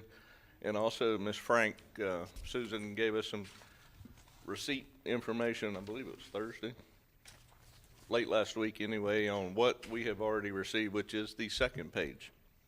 And as you can see, We've received over, let's see, $76,288. Basically what that is are when FEMA does the project worksheets, they categorize them into small projects or large projects. Large projects are any one project that's over 125,000, I believe, this year. So if you look on the front page, you'll see the three debris projects are large projects, and then the Veterans Memorial Park, the 1.8, is a large project. So those are the ones that are in the hopper. Everything has been requested that's out there that we can request. So we're hoping to continue to get payments and receive receipts. And Susan's been working very diligently and I think keeping everybody informed. And I want to thank her for putting up with us, how many times we call and things like that. That is just Matthew. If you have any questions on that, I've got a couple other things. I have some comments, but I'll wait till you're done. I have a question, Mr. Chairman. Does is the $1.8 million after Matthew for Veterans Park, has it been obligated? No, it's in the process, and we would have to do the work or get the work started to get it into that queue. Okay, so chances are the 1.8 is probably not gonna show up, chances are.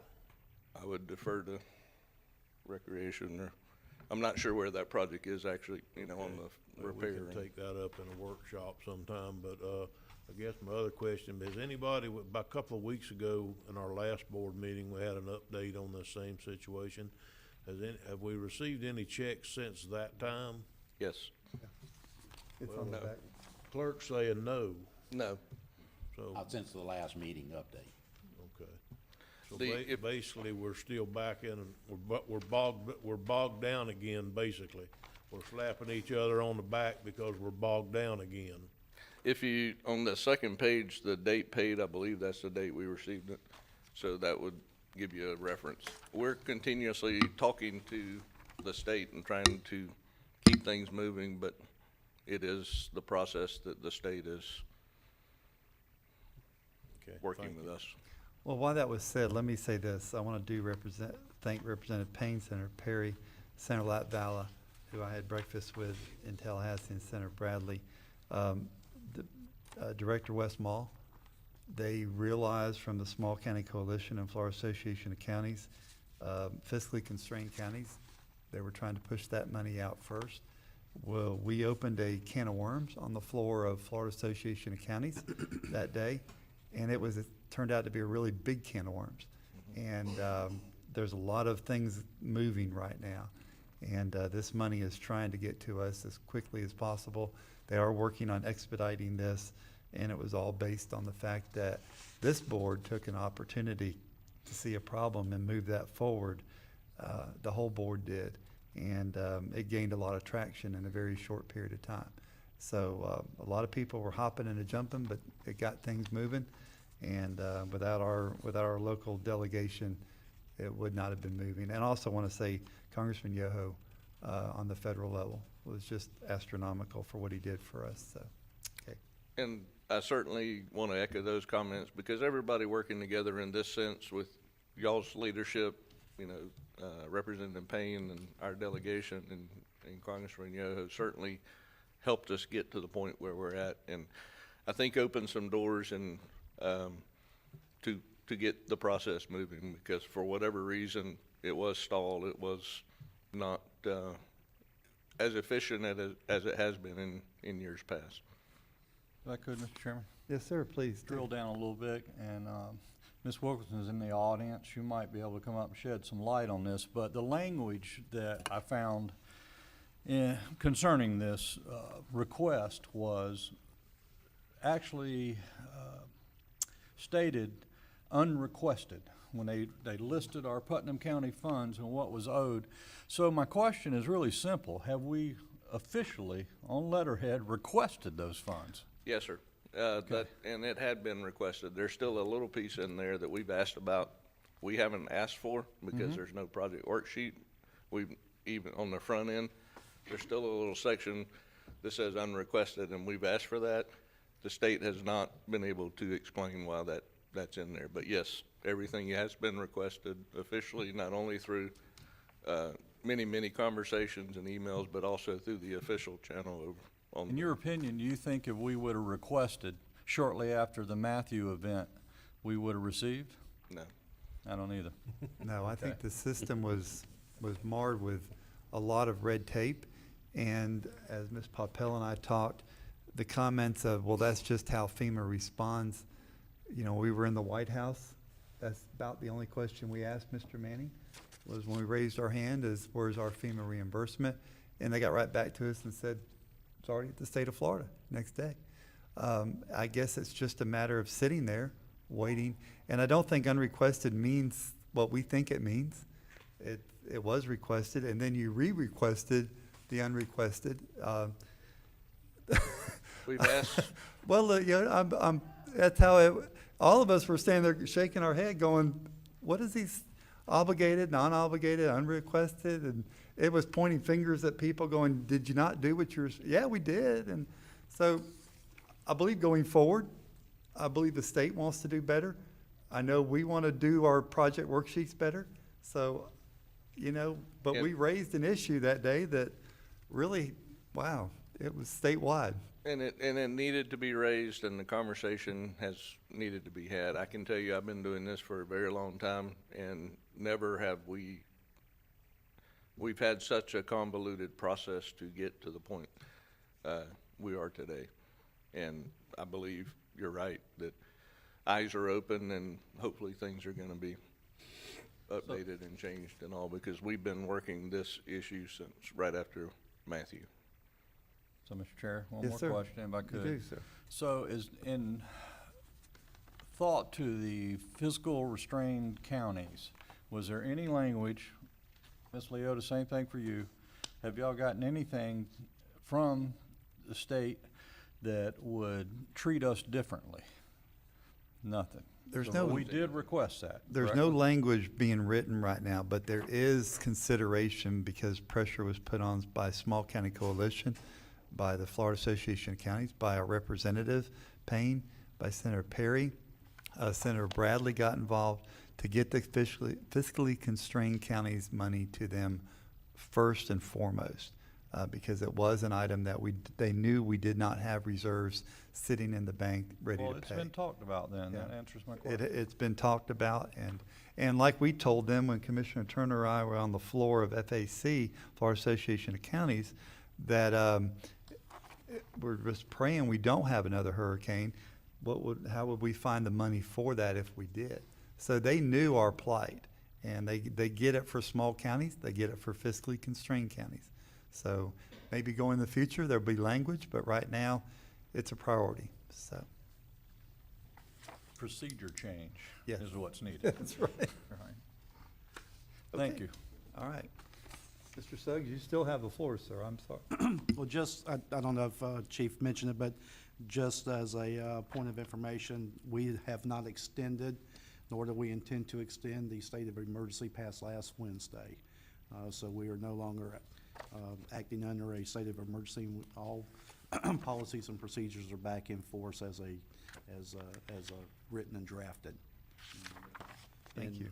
Chief, do you have the information to talk about Hurricane Irma and the numbers? Mm-hmm. Thanks, sir.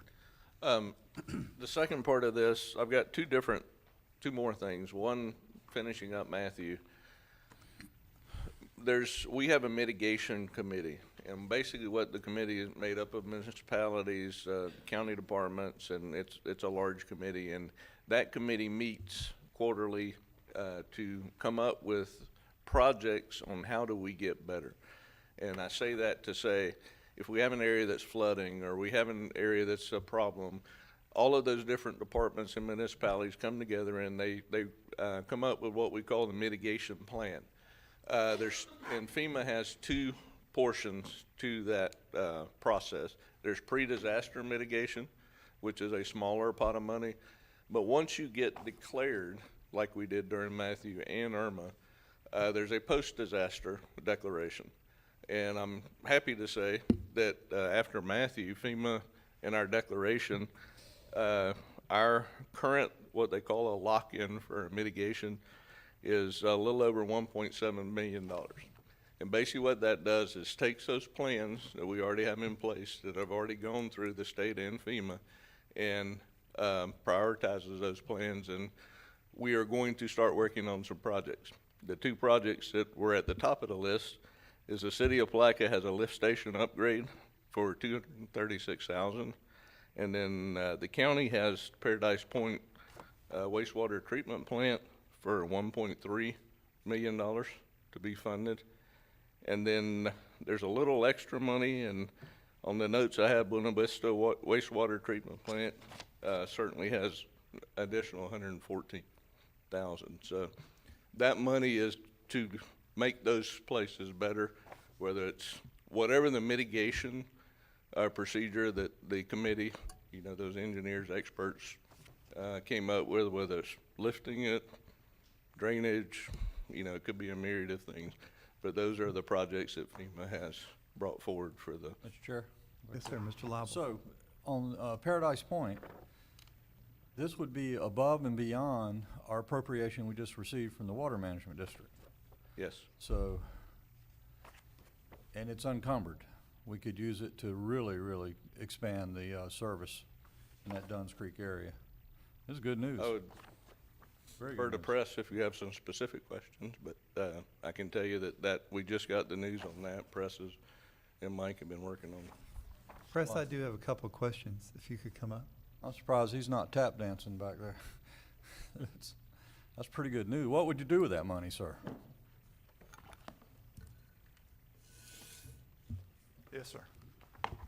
I didn't hear your question, I'm sorry. Okay, so Quinn's saying that his committee, this mitigation inter-county committee, has identified $1.7 million above and beyond a $2 million appropriation we got from Water Management District for the Paradise Point treatment station. And Right. So we would be able to spend that? Yes, sir, say, we'd on be able ex- to run distribution lines. What we got from the district was our backbone system to put in a trunk Right. line. This money would now enable us to go to actually do some distribution to pick up all the individual houses out there in the Dunn's Creek area. That's what I wanted to hear. So we can Yeah. eliminate septic tanks That's with what this we're money. trying to do. Wow. Good work. I do want to say something, though. I read an article, because septic tanks get a bad rap in Florida.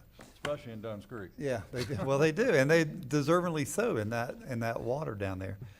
But I read an article of millions of gallons of sewage was leaked into the waterways in Florida based on municipalities' systems that failed or just couldn't pump.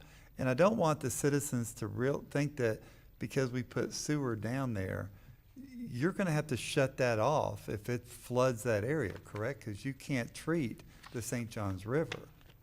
Well, that's true to a certain extent. Okay. We generally do wastewater treatment plants, pump stations, and all to the 100-year elevation. Okay. Now, during a hurricane, like JEA, they had Right. 150-some spills is what they call it.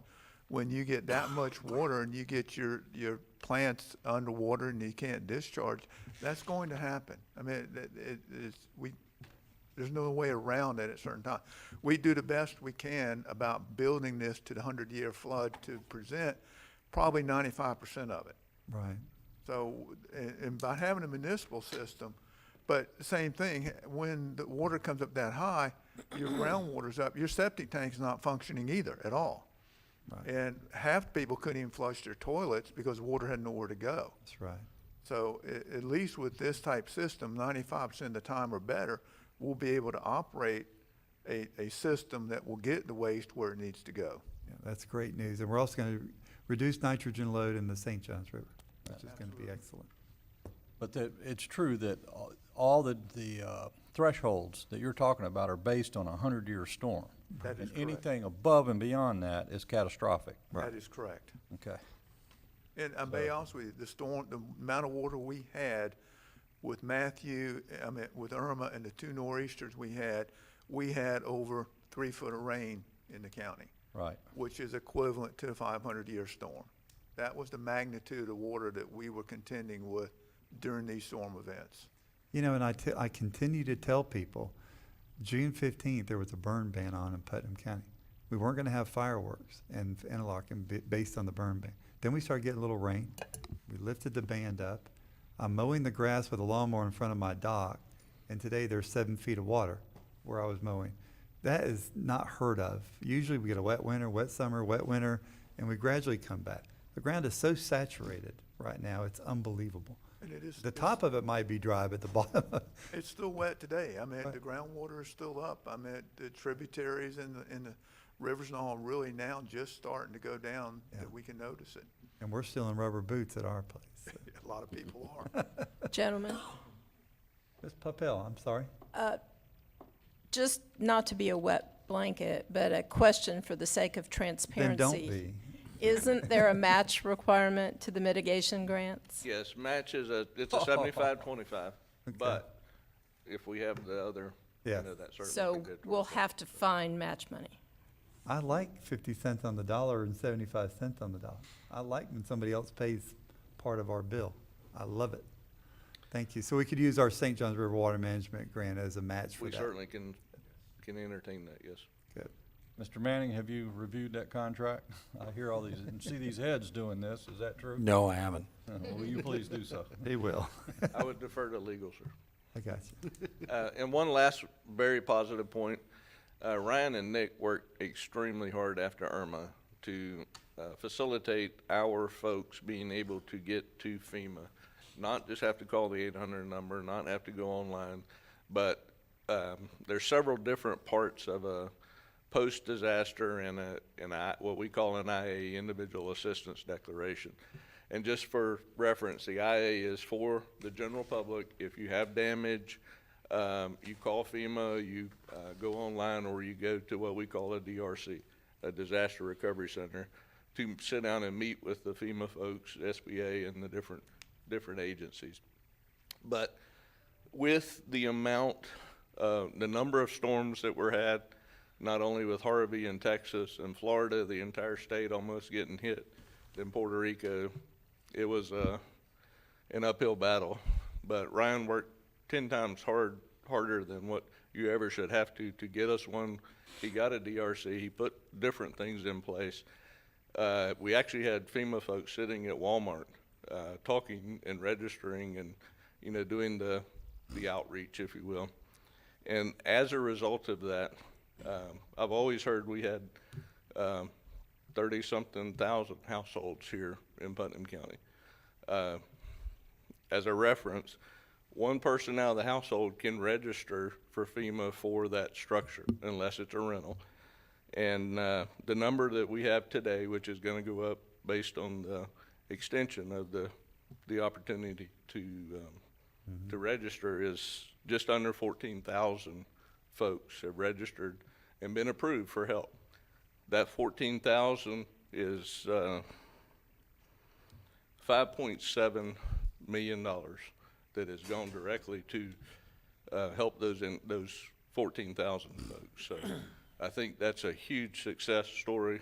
Not only, we talk about the things we do with emergency protective measures and fixing this road or doing that, but our homeowners and businesses are the key to everything in a disaster, and the quicker we can get them back up to some normalcy is what our main focus is. So $5.7 million has been obligated for those.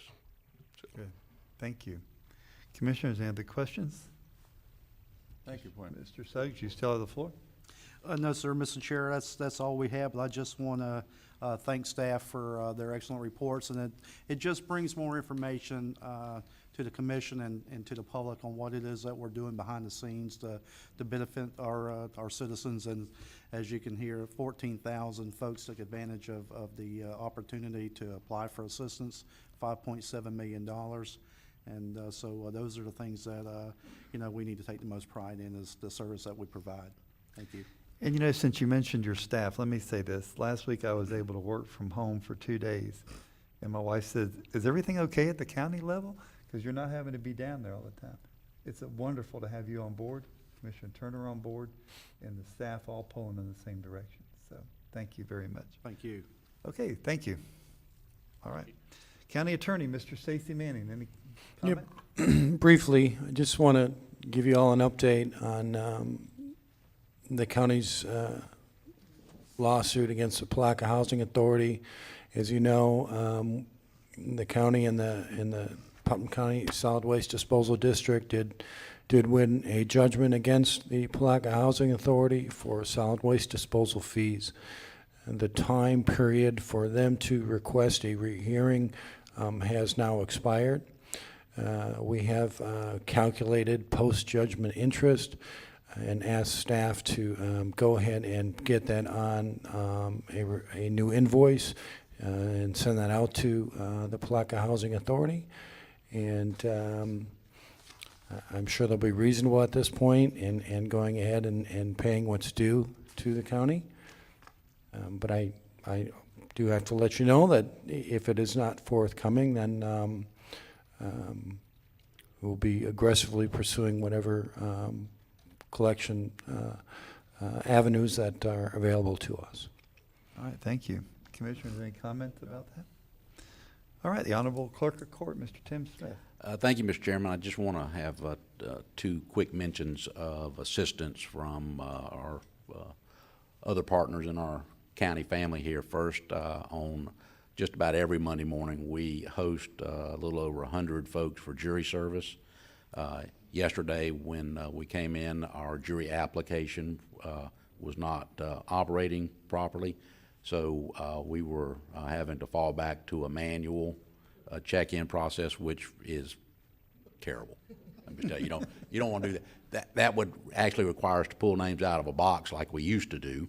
But we contacted IT and Bob Stender, and within a half hour they had resolved the issue with that, and then we were able to stall enough to get that operating again and get all our folks checked in and be able to use the system as it's intended to service the courts and to fulfill the needs of the jurors. So I wanted to thank them for that. Secondly, I wanted to thank Sheriff DeLoach. He and I had a meeting last week to look at some opportunities for enhancements to service in the domestic violence arena. And I just want to tell you how accommodating he and Colonel Wells were to me and my thoughts and suggestions, and we're looking forward to partnering to make some improvements to that using technology, which we know in the end allows us to perform more efficient and better service without the additional cost of manpower and other resources. So I wanted to thank him for his gracious hospitality to me in those requests. And other than that, I have no other items. Thank you, sir. Thank you, sir. All right, Commissioner comments, starting to my right. Commissioner Lible? Yes, thank you, Mr. Chairman. I'm happy to announce a adoption event coming this Saturday from our animal control folks. We will be at 174 County Landfill Road, and we have a zero cost adoption event to deal with our overcrowding right now. Good news. That's great yes, news. and with that, the general public, we also have our spay and neuter certificates will be available, and they're available to the public. We've got a program going right now where businesses will actually buy these certificates. They look like this, and we award these to the general public, and then you can take your animal and get a free spay or neuter. We have Doc Tony, you've seen his commercials on TV, is obligated to 10 of them, and we have room for others to buy. We have some businesses that are stepping up, and you commissioners, if you would like to buy one of these certificates, I will see you after the meeting. But please come out and spread the word. We'll be on the radio this week, and Brandon, I'd like to see you after the meeting. Possibly we can get it in the paper. But this adoption event hopefully will be successful, and we can lower our overcrowding right now, which a lot of it's storm related. And of course, we've had some law enforcement issues that brought us some additional animals. I don't know what all their dogs or cats, and I know there are a lot of dogs, but anyhow, we're dealing with it. And please support us and this Saturday. Doc Tony does a lot for this county. Amazing. The last mega adoption event, he actually spent on Putnam County $10,000. Wow. Out of his own pocket for our animals. So we really need to, as a community, step up, get out there this week and get this overcrowding situation remedied. It'd be nice if we got him here one day and thanked him publicly. It'd be excellent. He is For that. really, he's everything that you hear. Mr. Suggs, would you follow up on that and see? 'Cause that, yeah. And Mr. Chairman, that's all I have. Okay, staying to my right, Commissioner Goddard. Well, I want to thank everyone for being here. Not sure how many showed up for the Veterans Parade that we had on Saturday, but that was a great event and the ceremony was great. Also wanted to thank Commissioner Lible. He's actually the only veteran on this board, but wanted to thank you for your service. I also want to I'm just so pleased with our departments. They are all working so well together. Sometimes Putnam County is like a family where we argue. We have a few strange relatives, and but we all love each other. We all love each other, and we just kind of deal with that. But it is so good when I start seeing the departments working so well together, and I just want to commend all of you. Thank you. Thank you. I'm sorry. Lost for words right now, but I know some people in the audience were looking around like, is that me? Commissioner Turner. Hard to follow through commissioner. All that comedy going on down there. Mr. Chairman, I'd like to talk about a contract that's been brought to my attention that is on the street for bid at the moment from Public Works. It's my understanding, well, it's not my understanding, I saw a copy of it, and it basically says that in order to bid this contract to do repairs, and it's just our small road repairs such as drainage and whatever the small repairs are, you have to be DOT certified. Well, it's my understanding to be DOT certified, you have to have an audit, and that's a minimum of $30,000 a year. I think that it's a travesty that we're not trying to encourage our local contractors to do business with us instead of trying to discourage them from doing so with regulations that don't apply. I understand that if DOT steps up and they're funding a project and they require that project to use DOT certified contractors, that's a different game. But that's not what's going on here. I think that we need to do whatever we can to encourage these people to do it. And at this time, if you'll allow me, I'd like to ask Mr. Tompkins to come up and maybe tell me why we can't take that out of this bid. Well, I will allow it, and I want to say this, that came to my attention too. I brought it to our county administrator. Him and I sat down also with Mr. Tompkins, and I'm with you. Honestly, putting burdens on our local people to do a job, they can build it to a DOT certified road. They just don't need all that certification hung on them at the cost of doing it. Well, Mr. Chairman, we're not even talking about the roads. Right, We're talking about repairs and culverts and, and that sort of thing, the best I could ascertain from reading the bid description. It's unnecessary. Mr. Tompkins, would you make your way to the podium, please, sir?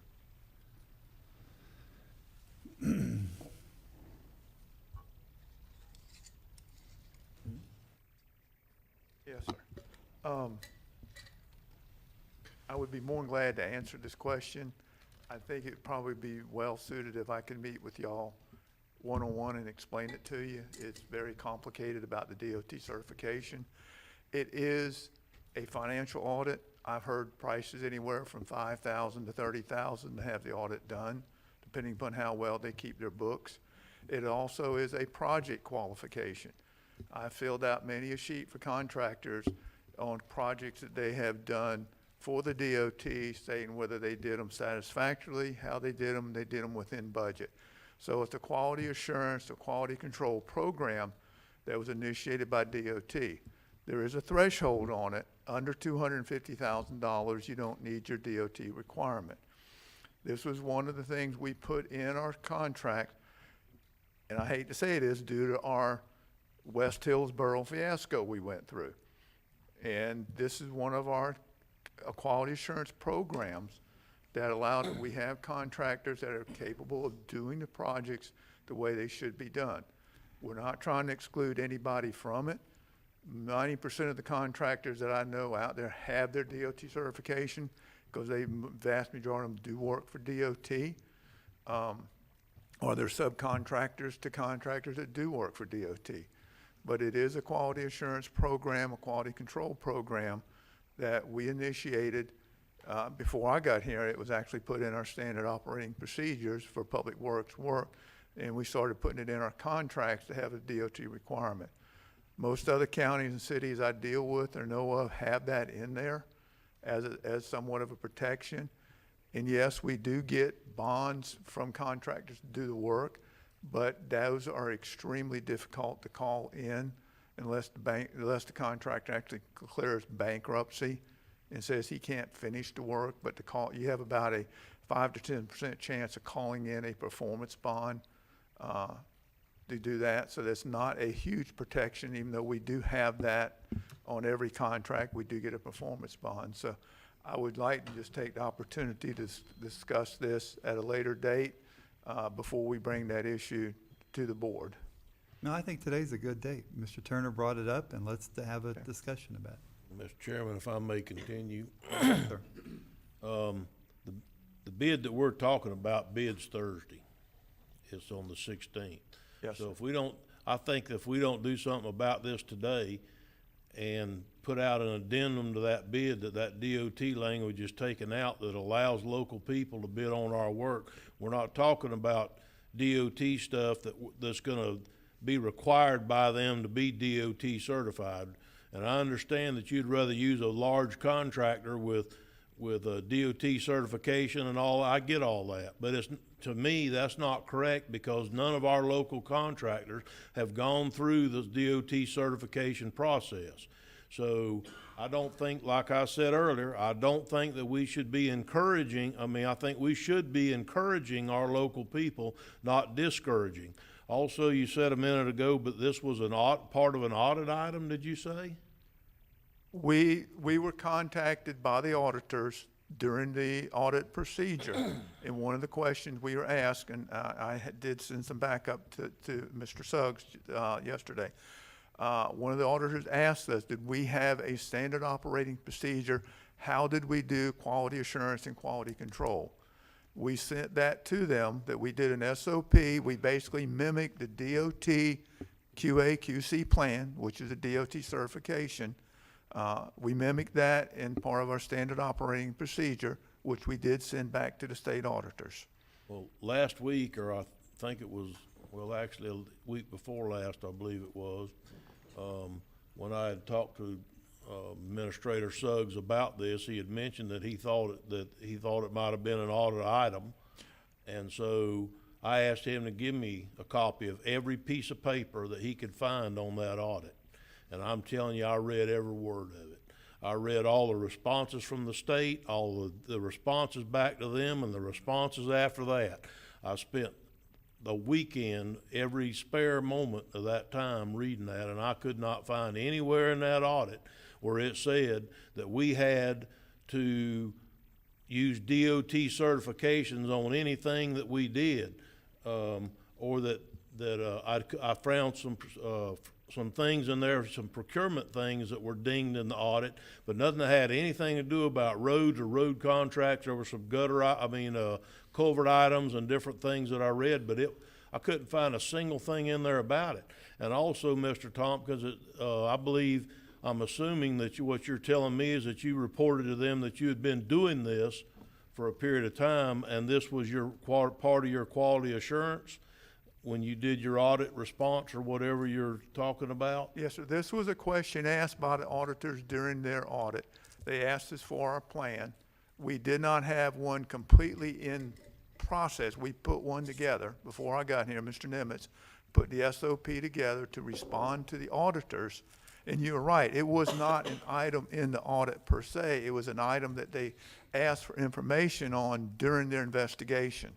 So I'm assuming by not putting it in the audit, they were satisfied with our response of our standard operating procedure and our QA/QC policy for public works projects.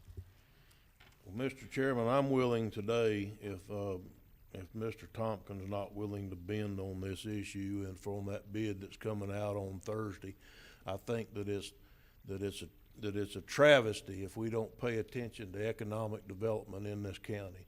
And I think that we should be doing, as I've said many times before, we should be doing everything in our power to try and encourage local people to do business with the county, and we should also do everything in our power to encourage this county to deal with local people when they can. And so I think this is an instance, and I'm willing to make a motion today. Mr. Chairman, I move. I have a couple more items. Okay, please go ahead. Before your motion, if you don't mind. No, go right ahead. Okay. Ms. Tompkins, you brought up West Hillsboro. Yes, sir. That had nothing to do with DOT certified road. That had everything to do with the contractor who put the road in the wrong place, okay? Who moved material after the inspections happened, who, when I went out there and took Mr. Leary out there, was totally appalled by the situation. Right. It had nothing to do with DOT certification. It had everything to do with sloppy workmanship. Well, And you can have anybody that's DOT certified, if they're gonna do that kind of sloppy work, they don't need to do work in the county. That's number one. And number two item, we just last week at the workshop, or 2 weeks ago, talked about getting a lesser requirement on roads for right-of-way. So we could possibly take more roads into the county maintenance system instead of using a 66-foot right-of-way. If we have to have DOT certified people to work on these roads or pay these roads, it just jacks the price up. That's all that's going to do for us. So I wanted to bring out those two comments before we did any motion, because our quality control board, they are in place. The guy just screwed us over, basically, is what he did. My point being, I was trying to make, the contractor on that was not DOT certified. Right. We had to babysit him every step He that wasn't he even did. a paving contractor. He used a subcontractor. But that's the point I'm trying to get to you. He's not, but he was the low bid. And we are government. We have to take the low bid. We have, he put his bid bond up like everybody else does. He was the low bid on it. He said he could do the work. He did not have any certification to tell me otherwise. So we awarded him the contract. Okay, this is what we run into. I'm not saying every local contractor is that way. Not at all. We have some good local contractors, but it's like everything else, Mr. Turner. You have your contractor's license. You have your roofing license to go put roofs on. All we're saying is this is part of the cost of doing business like any other contractor that does any type of work, housing, roofing, whatever. All we're saying is this is a protection that we're asking for, that the contractor has the financial ability to do it and the experience to do it. That's what we're asking for. We're not trying to jack the cost up. I mean, I look at this somewhat in a different way. This is, what do we tell to all the other contractors that want to bid county work, that go get their DOT certification? Now we don't have a level playing field, because I'm now bidding against Bubba Joe over here at the backhoe that has no certifications. Yeah, he can get insurance. He's going to be a low bid, but then I've got to go figure out what I can do to keep the project the way it should be done. I mean, there's two sides to this story. Either you have a license or you don't have a license. I mean, you fight this every day in your business, unlicensed contractors doing work. It's not about the license, it's about the cost of the DOT certification. It varies. The comment Mr. Turner said was simply this: if it's a DOT-funded road, no problem with that. That's correct. But if it's a local road, why do we not want to have the guy that built the road in the first place not be involved in that situation? Mr. Chairman, we're not talking about building roads, we're talking about repairs, unless there was something I misunderstood about the contract. It's putting in culverts. No, It's sir. The repairing example- roads here and there, and what? Example he gave you was a road to be built. And I would like to see this, Mr. Chair, if I could, discussed at the workshop today, and possibly your motion explored at our 505. Commissioner Lible, I have no problem with that at all, except for the fact that at a workshop, we can't vote on something. Well, that's why we'd vote at 505. And I We can vote at a workshop. Mr. Manning will We can break explain. out a Mr. item. Manning? It can be, there's no law against it. It's a policy of not to by this board that can be waived, but the preference is that it be only in extraordinary circumstances that be Well, we utilized. really don't have a written policy. It's just a standard we've done over the years. There's no written policy. There might be. There might be something from I could 30 find one years date ago, back in 40 years ago. 1986. You're right. Never mind. We found those before. Yeah, haven't we? that's right. Mr. Chair, if I may make a suggestion, maybe if we would, we could do a 30-day delay on this bid. Do we have time to vet this Well, out? I'm going to say this. I know Commissioner Lible wants to speak, but Commissioner Turner wanted to make a motion. I will let Commissioner Lible speak. If Mr. Turner wants to continue making this motion, we're all commissioners, and we're going to hear each other out. Commissioner Nothing. Lible. All I wanted to add was I have great respect for what you're trying to achieve, but I also have great respect for what his experience has taught him. And I'd like to know more on both the points, if I could. Mr. I'm Lible, kinda- I have no problem with what he just said. He said that he would put this bid off, delay this bid for 30 days instead of on Thursday. That gives us the opportunity to workshop it and talk about it, because I think that economic development has to be thought of in there just as hard as what's convenient for public works.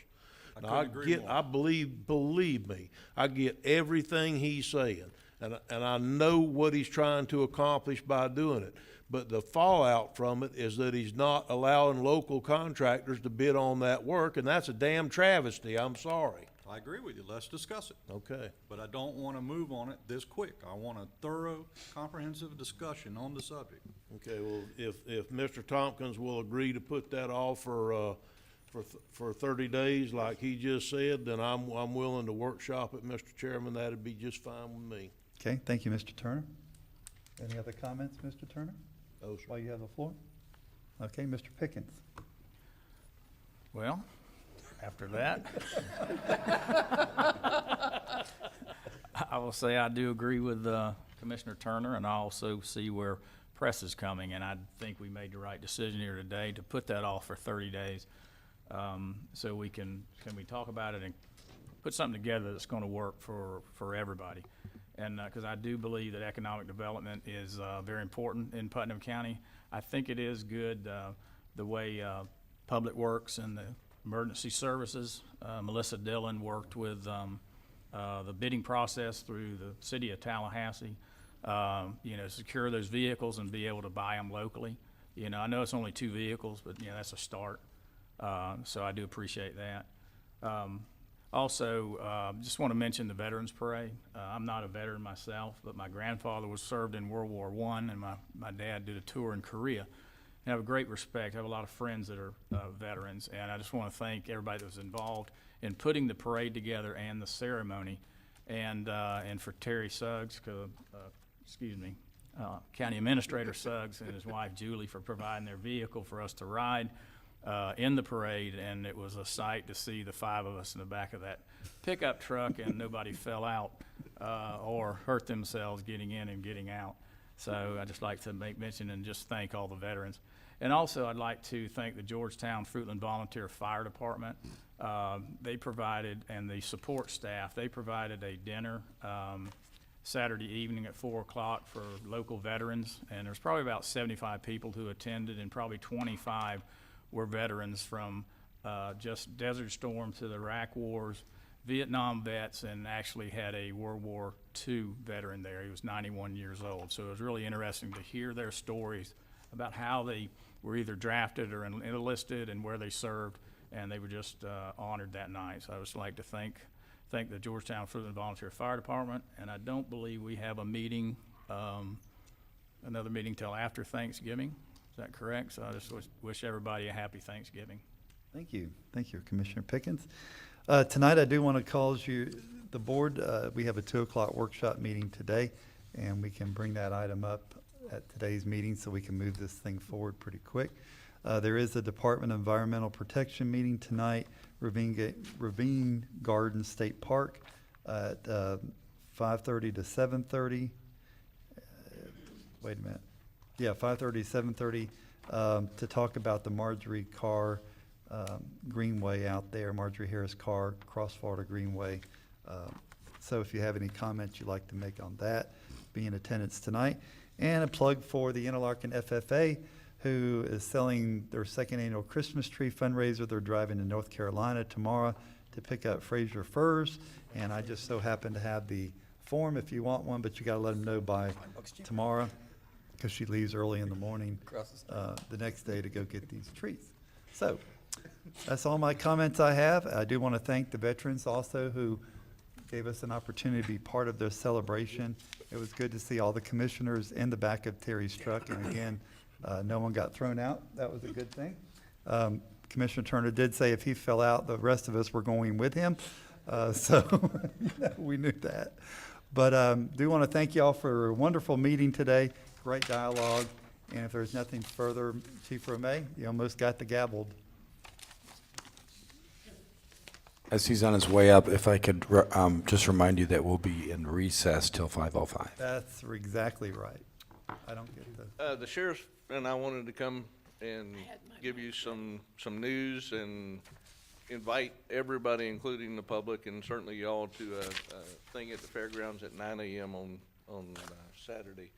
If you remember Robbie, little Robbie, Crabtree. his illness has gotten worse. One request he's had is that he gets to see fire trucks and police cars and all of that. So we're going to accommodate that Saturday. But if y'all are have time, please come by. We met little Robbie at the EOC when he came out there, and wonderful little fella. So. Sure. As Chief Romay said, we just want to extend the invitation to each of you. That event will be held at the fairgrounds over in East Palatka at, is it 9 a.m.? 9 a.m. this coming Saturday. So we'd love to see as many of you there as are able to come. Thank you. Thank you. All right. If there's nothing else for the good of the order, we'll stand recess till 5:05. Thank you. All right, we're going to, everybody find their seats. We're going to reconvene our board meeting for Tuesday, November 14th. This is 5:05, and it is exactly 5:05. We have 3 items of business to take care of. The first item of business is ordinance amending Article 7 Land Development Code, number CA 17007, exempting handicap access ramps from required setbacks for certain residential property. Mr. Hammonds, you have the floor, sir. Thank you, sir. Good evening, Commissioners. This is the second reading of this ordinance. As you will recall from the first one, specifically, this fixes a very long-time problem. We have a variety of different churches and veterans groups that routinely come in to get permits for these kinds of ramps. This should help us with this problem by essentially exempting these ramps from the setback requirements in residential or for residential structures in residential zoning districts. This certainly will not exempt them from things like easements and from properties that actually extend over a property line, but it will take care of most of the problems that we have without them having to go to heroic measures trying to get the right slopes and angles for people to get in access to their houses. So that's what this is intended to do, and we think this will take care of it. Thank you, Mr. Hammonds. Commissioners, any questions for Mr. Hammonds? I think this is an excellent opportunity to help those that are less fortunate than us. Is there anybody in the audience you want to speak? I was just going to say that I'm very glad to see this happen because I've been involved with a lot of the church and the VA that's built these, and that's been a problem. You know, they've had to crisscross over and back around to meet the distance and everything else. So I'm pleased to see this. Thank you, Commissioner Goddard. Okay. This is public hearing, so we're going to open it up to the public. Is there anyone in the public wishing to speak in favor of this application? Seeing none, anybody wishing to speak in opposition? All right, seeing none, we're going to close the public portion of our public hearing, and we'll have commissioner deliberations. Commissioners? Hearing no deliberations, the chair will entertain a motion. I'll make a motion that we accept this. CA 17-007. CA 17007. All right, do I have a second? I'll second it. Have a proper second by Commissioner Pickens. Mr. Chairman, under discussion, Yes, sir, under discussion, where sir. are we taking this from here? Is this the final reading, so we're going to accept this and, I mean, this is when we're gonna put it on the books right now? I believe it is. Not another one? These two are our second readings, so these, once we pass them tonight, they'll both go into effect. Once they're approved by the state, correct? They get sent to the state, and once they acknowledge receipt, then they become effective. Good deal. So this is basically the last reading. Last reading. Thank you. Thank you, sir. We have a proper motion, proper second. All in favor signify by saying aye. Aye. Aye. Opposed, like sign. The ayes have it. Thank you. Next one, CA 17-003. This particular code amendment actually came before you back in the summer prior to the hurricane and was delayed by the hurricane. This is its second reading. Its first reading, again, was prior to the hurricane. Code Amendment 17003, an ordinance of the County of Putnam, State of Florida, amending Article 7 of the Putnam County Land Development Code to mitigate development impact on roads, amending requirements for permits for work in or on county right-of-way, and providing for enforcement procedure, amending the use of easements for access to property, and providing for severability and an effective date. Specifically, on the cover sheet, you'll notice under page 1 of the ordinance, if you will, and I'm sorry, I don't have the page number for your ordinance. 145. Okay. The entire ordinance is what, 4 pages long?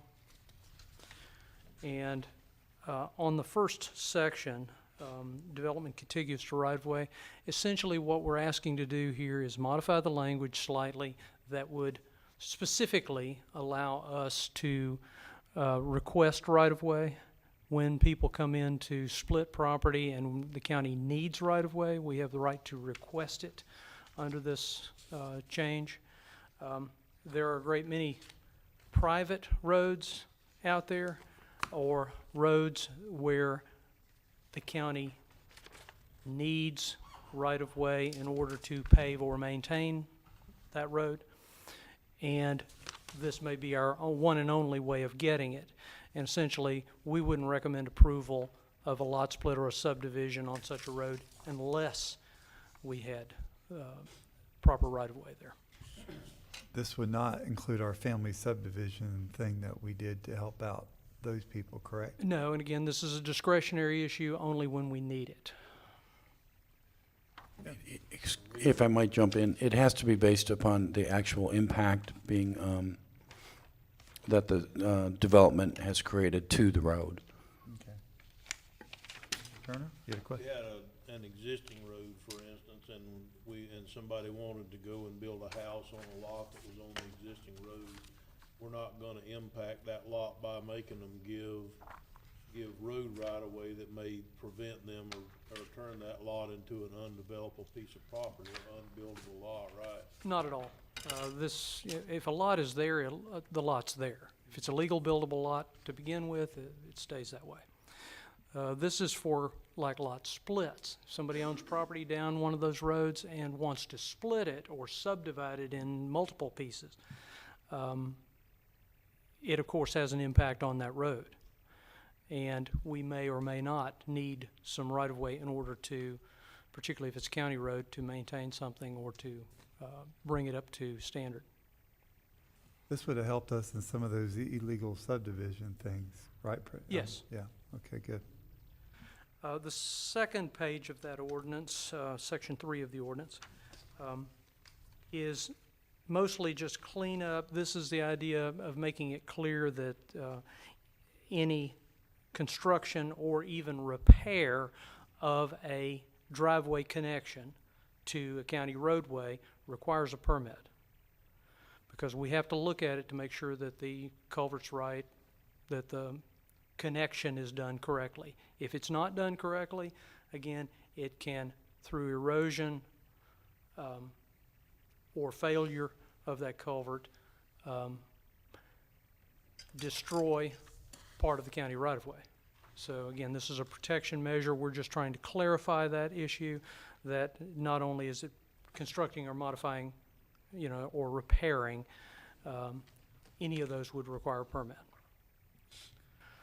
Then on the top of the page 3 of that ordinance, all public or private utility placement or work within a county right-of-way shall require a permit from Public Works.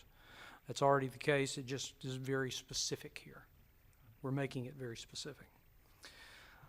Toward the bottom of that page, E, unauthorized or non-compliant construction and or failure to maintain. This is a procedure we've been using in the department to enforce cases or enforce against cases where culverts have failed or somebody's doing something that's messing up county right-of-way. We've been using this process for a number of years. We're just now trying to make sure that it's in code, written out very clearly as to how we're doing it. It involves basically giving them notice, tell them you need to fix this, pull a permit and fix it. Otherwise, we can come in and tear out your culvert to protect our county right-of-way. Can't allow that erosion or failure to affect traffic. The last section, bottom of page 3. Mr. Hammond, Yes, sir. before you move on, you're saying that to be heard by the special magistrate seeking liens. Do we know those costs involved in that before, what the fines will be? 'Cause Yes. If Public Works had to go out and rip out a culvert to protect our right-of-way, then they would know how much the cost would be. Oh, so it's not gonna be like a daily fine, it's gonna be a cost if we have to fix something? This would be a cost, yes. Okay. This would be similar to our abatement liens now. Okay. That would be an abatement. It'd be a hard cost Yeah. that we would know. Commissioner Turner? Yes, under E1, Yes, sir. I think it says in here that the county will proceed to remove the non-compliant construction, and the county will open a code enforcement case for any involved contractors to be heard by the special magistrate seeking liens to recover the county's cost. So I think a minute ago, were you talking about a different section where you said that you may, or you? Well, we can put may. Ran into this a lot on the planning commission years ago, is that you can put in there that you will, and that means that you have to. You can put in there that you may, and you can if you want to, and so that one word makes all the difference in the world. If there's extenuating circumstances, it ties your hands. Yeah, we have said will because if they don't fix it, we will take action to protect our right-of-way. But we could say may, and that's encompassing everything, correct?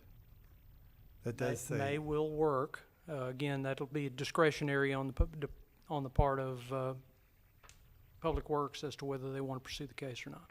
Well, there's no discretion in here. That's the thing that I'm trying to lead to, is that there are situations where somebody says, yeah, I just need a little more time or whatever, and I know that you can do that and all, but this says that you will do it. And that leaves the door closed for any extenuating circumstances. That's like building something in the land code without a special exception. You can't do it. Well, no matter if the best use in the world is to do it, you can't do it. Virtually everything that goes through code enforcement, in code enforcement, we use a lot of discretion, regardless of what it says in the code. We do use discretion in terms of giving people time to comply. That has not been an issue. Then why can't we change that word to may or can? We can change it. May won't change the the overall equation, but we can. I think you should. That way it doesn't tie your hands if you find the opportunity that it's not appropriate to do so. It's never tied by our hands before, so. And the last section at the bottom of page 3 is essentially something, again, we've been requiring for years. When somebody is using an easement for access to a lot, this comes up frequently in lot splits, where they're creating a 30-foot wide easement to get to property. It's essentially a driveway. We just require that they extend the easement into the property far enough to have a proper turning radius for an ambulance, a fire truck, whatever is necessary, as well as giving us a frontage to measure setbacks from. Okay? And again, that's something we've been doing for years. It just needs to be explicit in code. And that is the total of that ordinance. All right, thank you, Mr. Hammonds. Any other questions for Mr. Hammonds? To the public hearing, we'll hear from the public now. Any public wishing to speak in favor of this application? All right, seeing none. Any public wishing to speak in opposition of this? We're going to close the public hearing section of this meeting, and we'll go to commissioner deliberations. Commissioners? Seeing no deliberations, the chair will entertain a motion. Now, this is the final reading because the other one was done earlier. Yes, sir. Okay. I move that we accept this final reading and move this ordinance forward with the change on page 3E from will to may. In both spots. In both spots, yes. Are you okay with that? In both spots, meaning Department may Department proceed- may proceed to remove. And then the next line, county may open a codes enforcement. Furthermore, the county may open a court Yeah. enforcement case, any of them. Okay. All right. We have a proper motion by Commissioner Turner as amended. Do we have a second? I'll second. Proper second by Commissioner Goddard. Any further discussion on this? Hearing none, all in favor signify by saying aye. Aye. Opposed, like sign. The ayes have it. Thank you, Mr. Hammonds. We appreciate you on this. And the next thing is, now we, on our agenda, administrative budget amendment for fiscal year 2016-17 in the amount of $2,416,141. Ms. Popel, I believe this is your item. Well, it's our item. Administration. But I'll speak to it. Who would you like to go first? I'm going to defer. I kind of figured you would defer, so I didn't. Well, I don't want to, Your baby, it's got your hands all over it's it. got my hands all over it. All over it. This is a budget amendment to the last fiscal year, the fiscal year that's been over for 45 days, about. State statute gives us 60 days after the close of our fiscal year to amend the year that closed, and that's what we're doing here. The statutes require that we amend it in the same manner we passed it, so it has been advertised. We're in a nighttime hearing. By very strict interpretation, we're going to come back and do it again in 2 weeks. There are several lines to the amendment.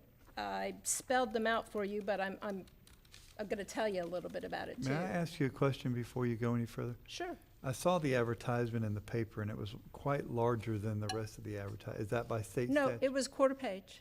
Is that state statute? Quarter page. Okay. Thank you. Okay, go right ahead. I'm just going to speak about the A through F here, in case there are any questions. A had to do with the voter machines that the board passed in May of 2016. At that time, the board's wish was that these machines be paid for by BPP funds and grants, holding the general fund harmless. But part of the grant was going to come in later. So that part went to the general fund so the general fund could get the reimbursement. Since then, the grant came in and it is being used for maintenance instead of acquisition. So this was a transfer from the BPP fund to the general fund for the part the general fund paid for in FY16. And it was initiated by finance. We didn't initiate that. This is just me fixing it. B also came out of FY16. As you may may not recall, we got an audit comment about E911 funds. Since the comment, a lot of research has been done, and all of the reports that went into the state, and the state E911 people, in their opinion, we were fine. We just hadn't moved money from E911 to the general fund to pay, to reimburse the general fund for some of the sheriff's appropriation for E911. So there are two transfers. There's a transfer for FY16, and there's a transfer for this year, and I did budget for a transfer for FY18. So that's B. C has to do with the phone system that you guys approved, I believe, in July of 2017, maybe a little bit before that. There was some question, because we haven't received and installed the phone system yet. There was a question that normally this would have been an FY18 transaction, but we approved the debt itself to begin in FY17. So we're having to amend the books for that. And it's a direct offset. It's an in and out thing. D, we're getting into the hurricane. D, we're recognizing revenue and transferring it to the transportation fund to pay for all of the road repair. E, Now, we're going to see more of that as this comes in. As FY18, reimbursement. there's an email I sent not an hour ago, because we budgeted $375,000 in contingency in the transportation fund to finish up the road repair. Well, That's over there. 471, not 375. Right. So We'll have to address that at another meeting.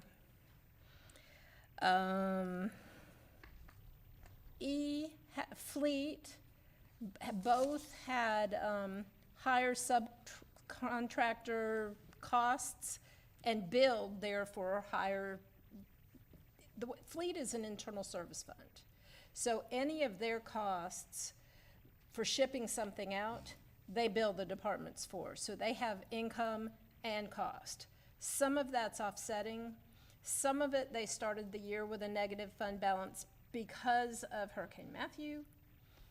Well, because. Anyway, so some of it's to fix fleet's fund balance and some of it's hurricane. And F, as you may recall, a meeting or two ago, you approved the write-off of some bad debt in the Port Authority Fund. And this is just to recognize additional fund balance in the budget to cover the write-off. But it was really uncollected money we wouldn't be able to collect anyway. It's rents that we counted as revenue because we had billed for it. Right. But we never received it, so we had to write that receivable off. That becomes a cost. But it's uncollectible. I mean, Yeah, the it's company went uncollectible. bankrupt and there's no way to get. Yes, Right, okay. absolutely. So you've seen all of this before in some form or fashion, just not the budgetary effect of it. This is all housekeeping. And if you have any questions, I'm here to answer them. Commissioners, any questions from Ms. Papel? Just one. Yes, sir. Did the bottom line on the budget that we voted on change? Or did all these just shifts inside of the budget? This is the bottom line of last year's Last budget year's that budget. we're changing. This year's bottom line has not changed. Yeah. This is the bottom line of the budget that was passed a year and 2 months ago. Okay, But this year's budget hasn't been affected by this one. This was last year's budget. absolutely And it correct. raised last year's budget by this amount? This raises last year's budget by this amount. Okay, well, did that impact in any way this year's budget because you took $2 million and added it to the end of last year's budget? That's got to carry over. No, this will not impact this year's budget. Okay, so most of this had already been accounted for in this year's budget, is what you're saying? What I did, I recognized the 76,000 FEMA money that came in. I recognized that. That was unanticipated, uncounted, no impact to this year. I recognized just under 49,000 tax collector money that came in. I recognized the transfer in to the general fund for that BPP money for the voter machines. And I recognized in that money for the 911, and debt proceeds don't count because that's a wash. And used all of that unanticipated revenue plus shifts within the budget to take care of everything that I took care of. Okay, So, no harm to this year's budget. thank you. Okay, Commissioners, any other questions? One more question, if I could. So Yes. Hey, sir. you have 60 days to amend FY16, Yes. which you have exercised at this point. Yes. All right. Will we see this again? You said in 2 weeks, it has to be duly advertised one more time? I interpret the statutes very strictly, and the statutes say that they don't give me a do this, do this, do this, do this. They say I have to do this in the same manner the budget was passed. My interpretation is advertise, public hearing, advertise, public hearing, just like we passed the budget originally. Some counties only advertise in public hearing once. I'll tell you that. But I've always done it twice because that's how we pass the budget, 2 hearings. But it's going to be the same conversation, no changes, same ad in the newspaper. We're just going through it 2 times. Okay, not here, but I want to set an appointment up with you to discuss D and E before the next hearing. Okay. Thank you. Ms. Papel, would it be safe to say, though, what if we got more FEMA reimbursements in? I can't recognize anything else into the old year because the old year is closed. Okay, so no matter if it's in that 60-day window, we're At this going point, forward any money that comes in will be recognized in the new year. in the current year that we're under now. Yes, sir. Good deal. Mr. Chairman, a budget is just a plan. I mean, Right. It's a strict plan, an important plan, but it's just a plan. If you miss something here and you don't there, it still comes together at the end. It's just a guide, like an outline to what you're gonna do. Very few budgets just exactly add up like they're supposed to when you're projecting them a year ahead, so. Yeah, I Yeah, just, this is strictly housekeeping. okay, good. All right, the chair will entertain a motion if there's no further comments. Public If you'd hearing. like the motion to be at this point. Oh, we Public don't need to hearing. make A a motion. public hearing, We just need to know that we read it one time. We don't need a motion, do we? public comments. Public comment. Public comments, sorry about that. Anybody in the public wishing to speak on this item? All right, hearing none, anybody that was in favor of this item? Anybody in opposition of this item? All right, we'll close the public hearing. We really don't need to act on it since we're gonna have a second reading and that's where we'll vote on it. You need to act. We need to act today? What Yeah. would you like us to act on, and what would you like a motion stating that For the resolution that's attached. we accept the resolution? How do Adopt we do the, that, though, if it's the first reading? We just accept it as a first reading? that's how we pass the budget. We have 2 resolutions and you pass one and then you Okay, pass the other. that's fine. All right, so the chair will entertain a motion about the resolution, the first reading of the resolution. Can I ask a question first, Mr. You may, sir. Chairman?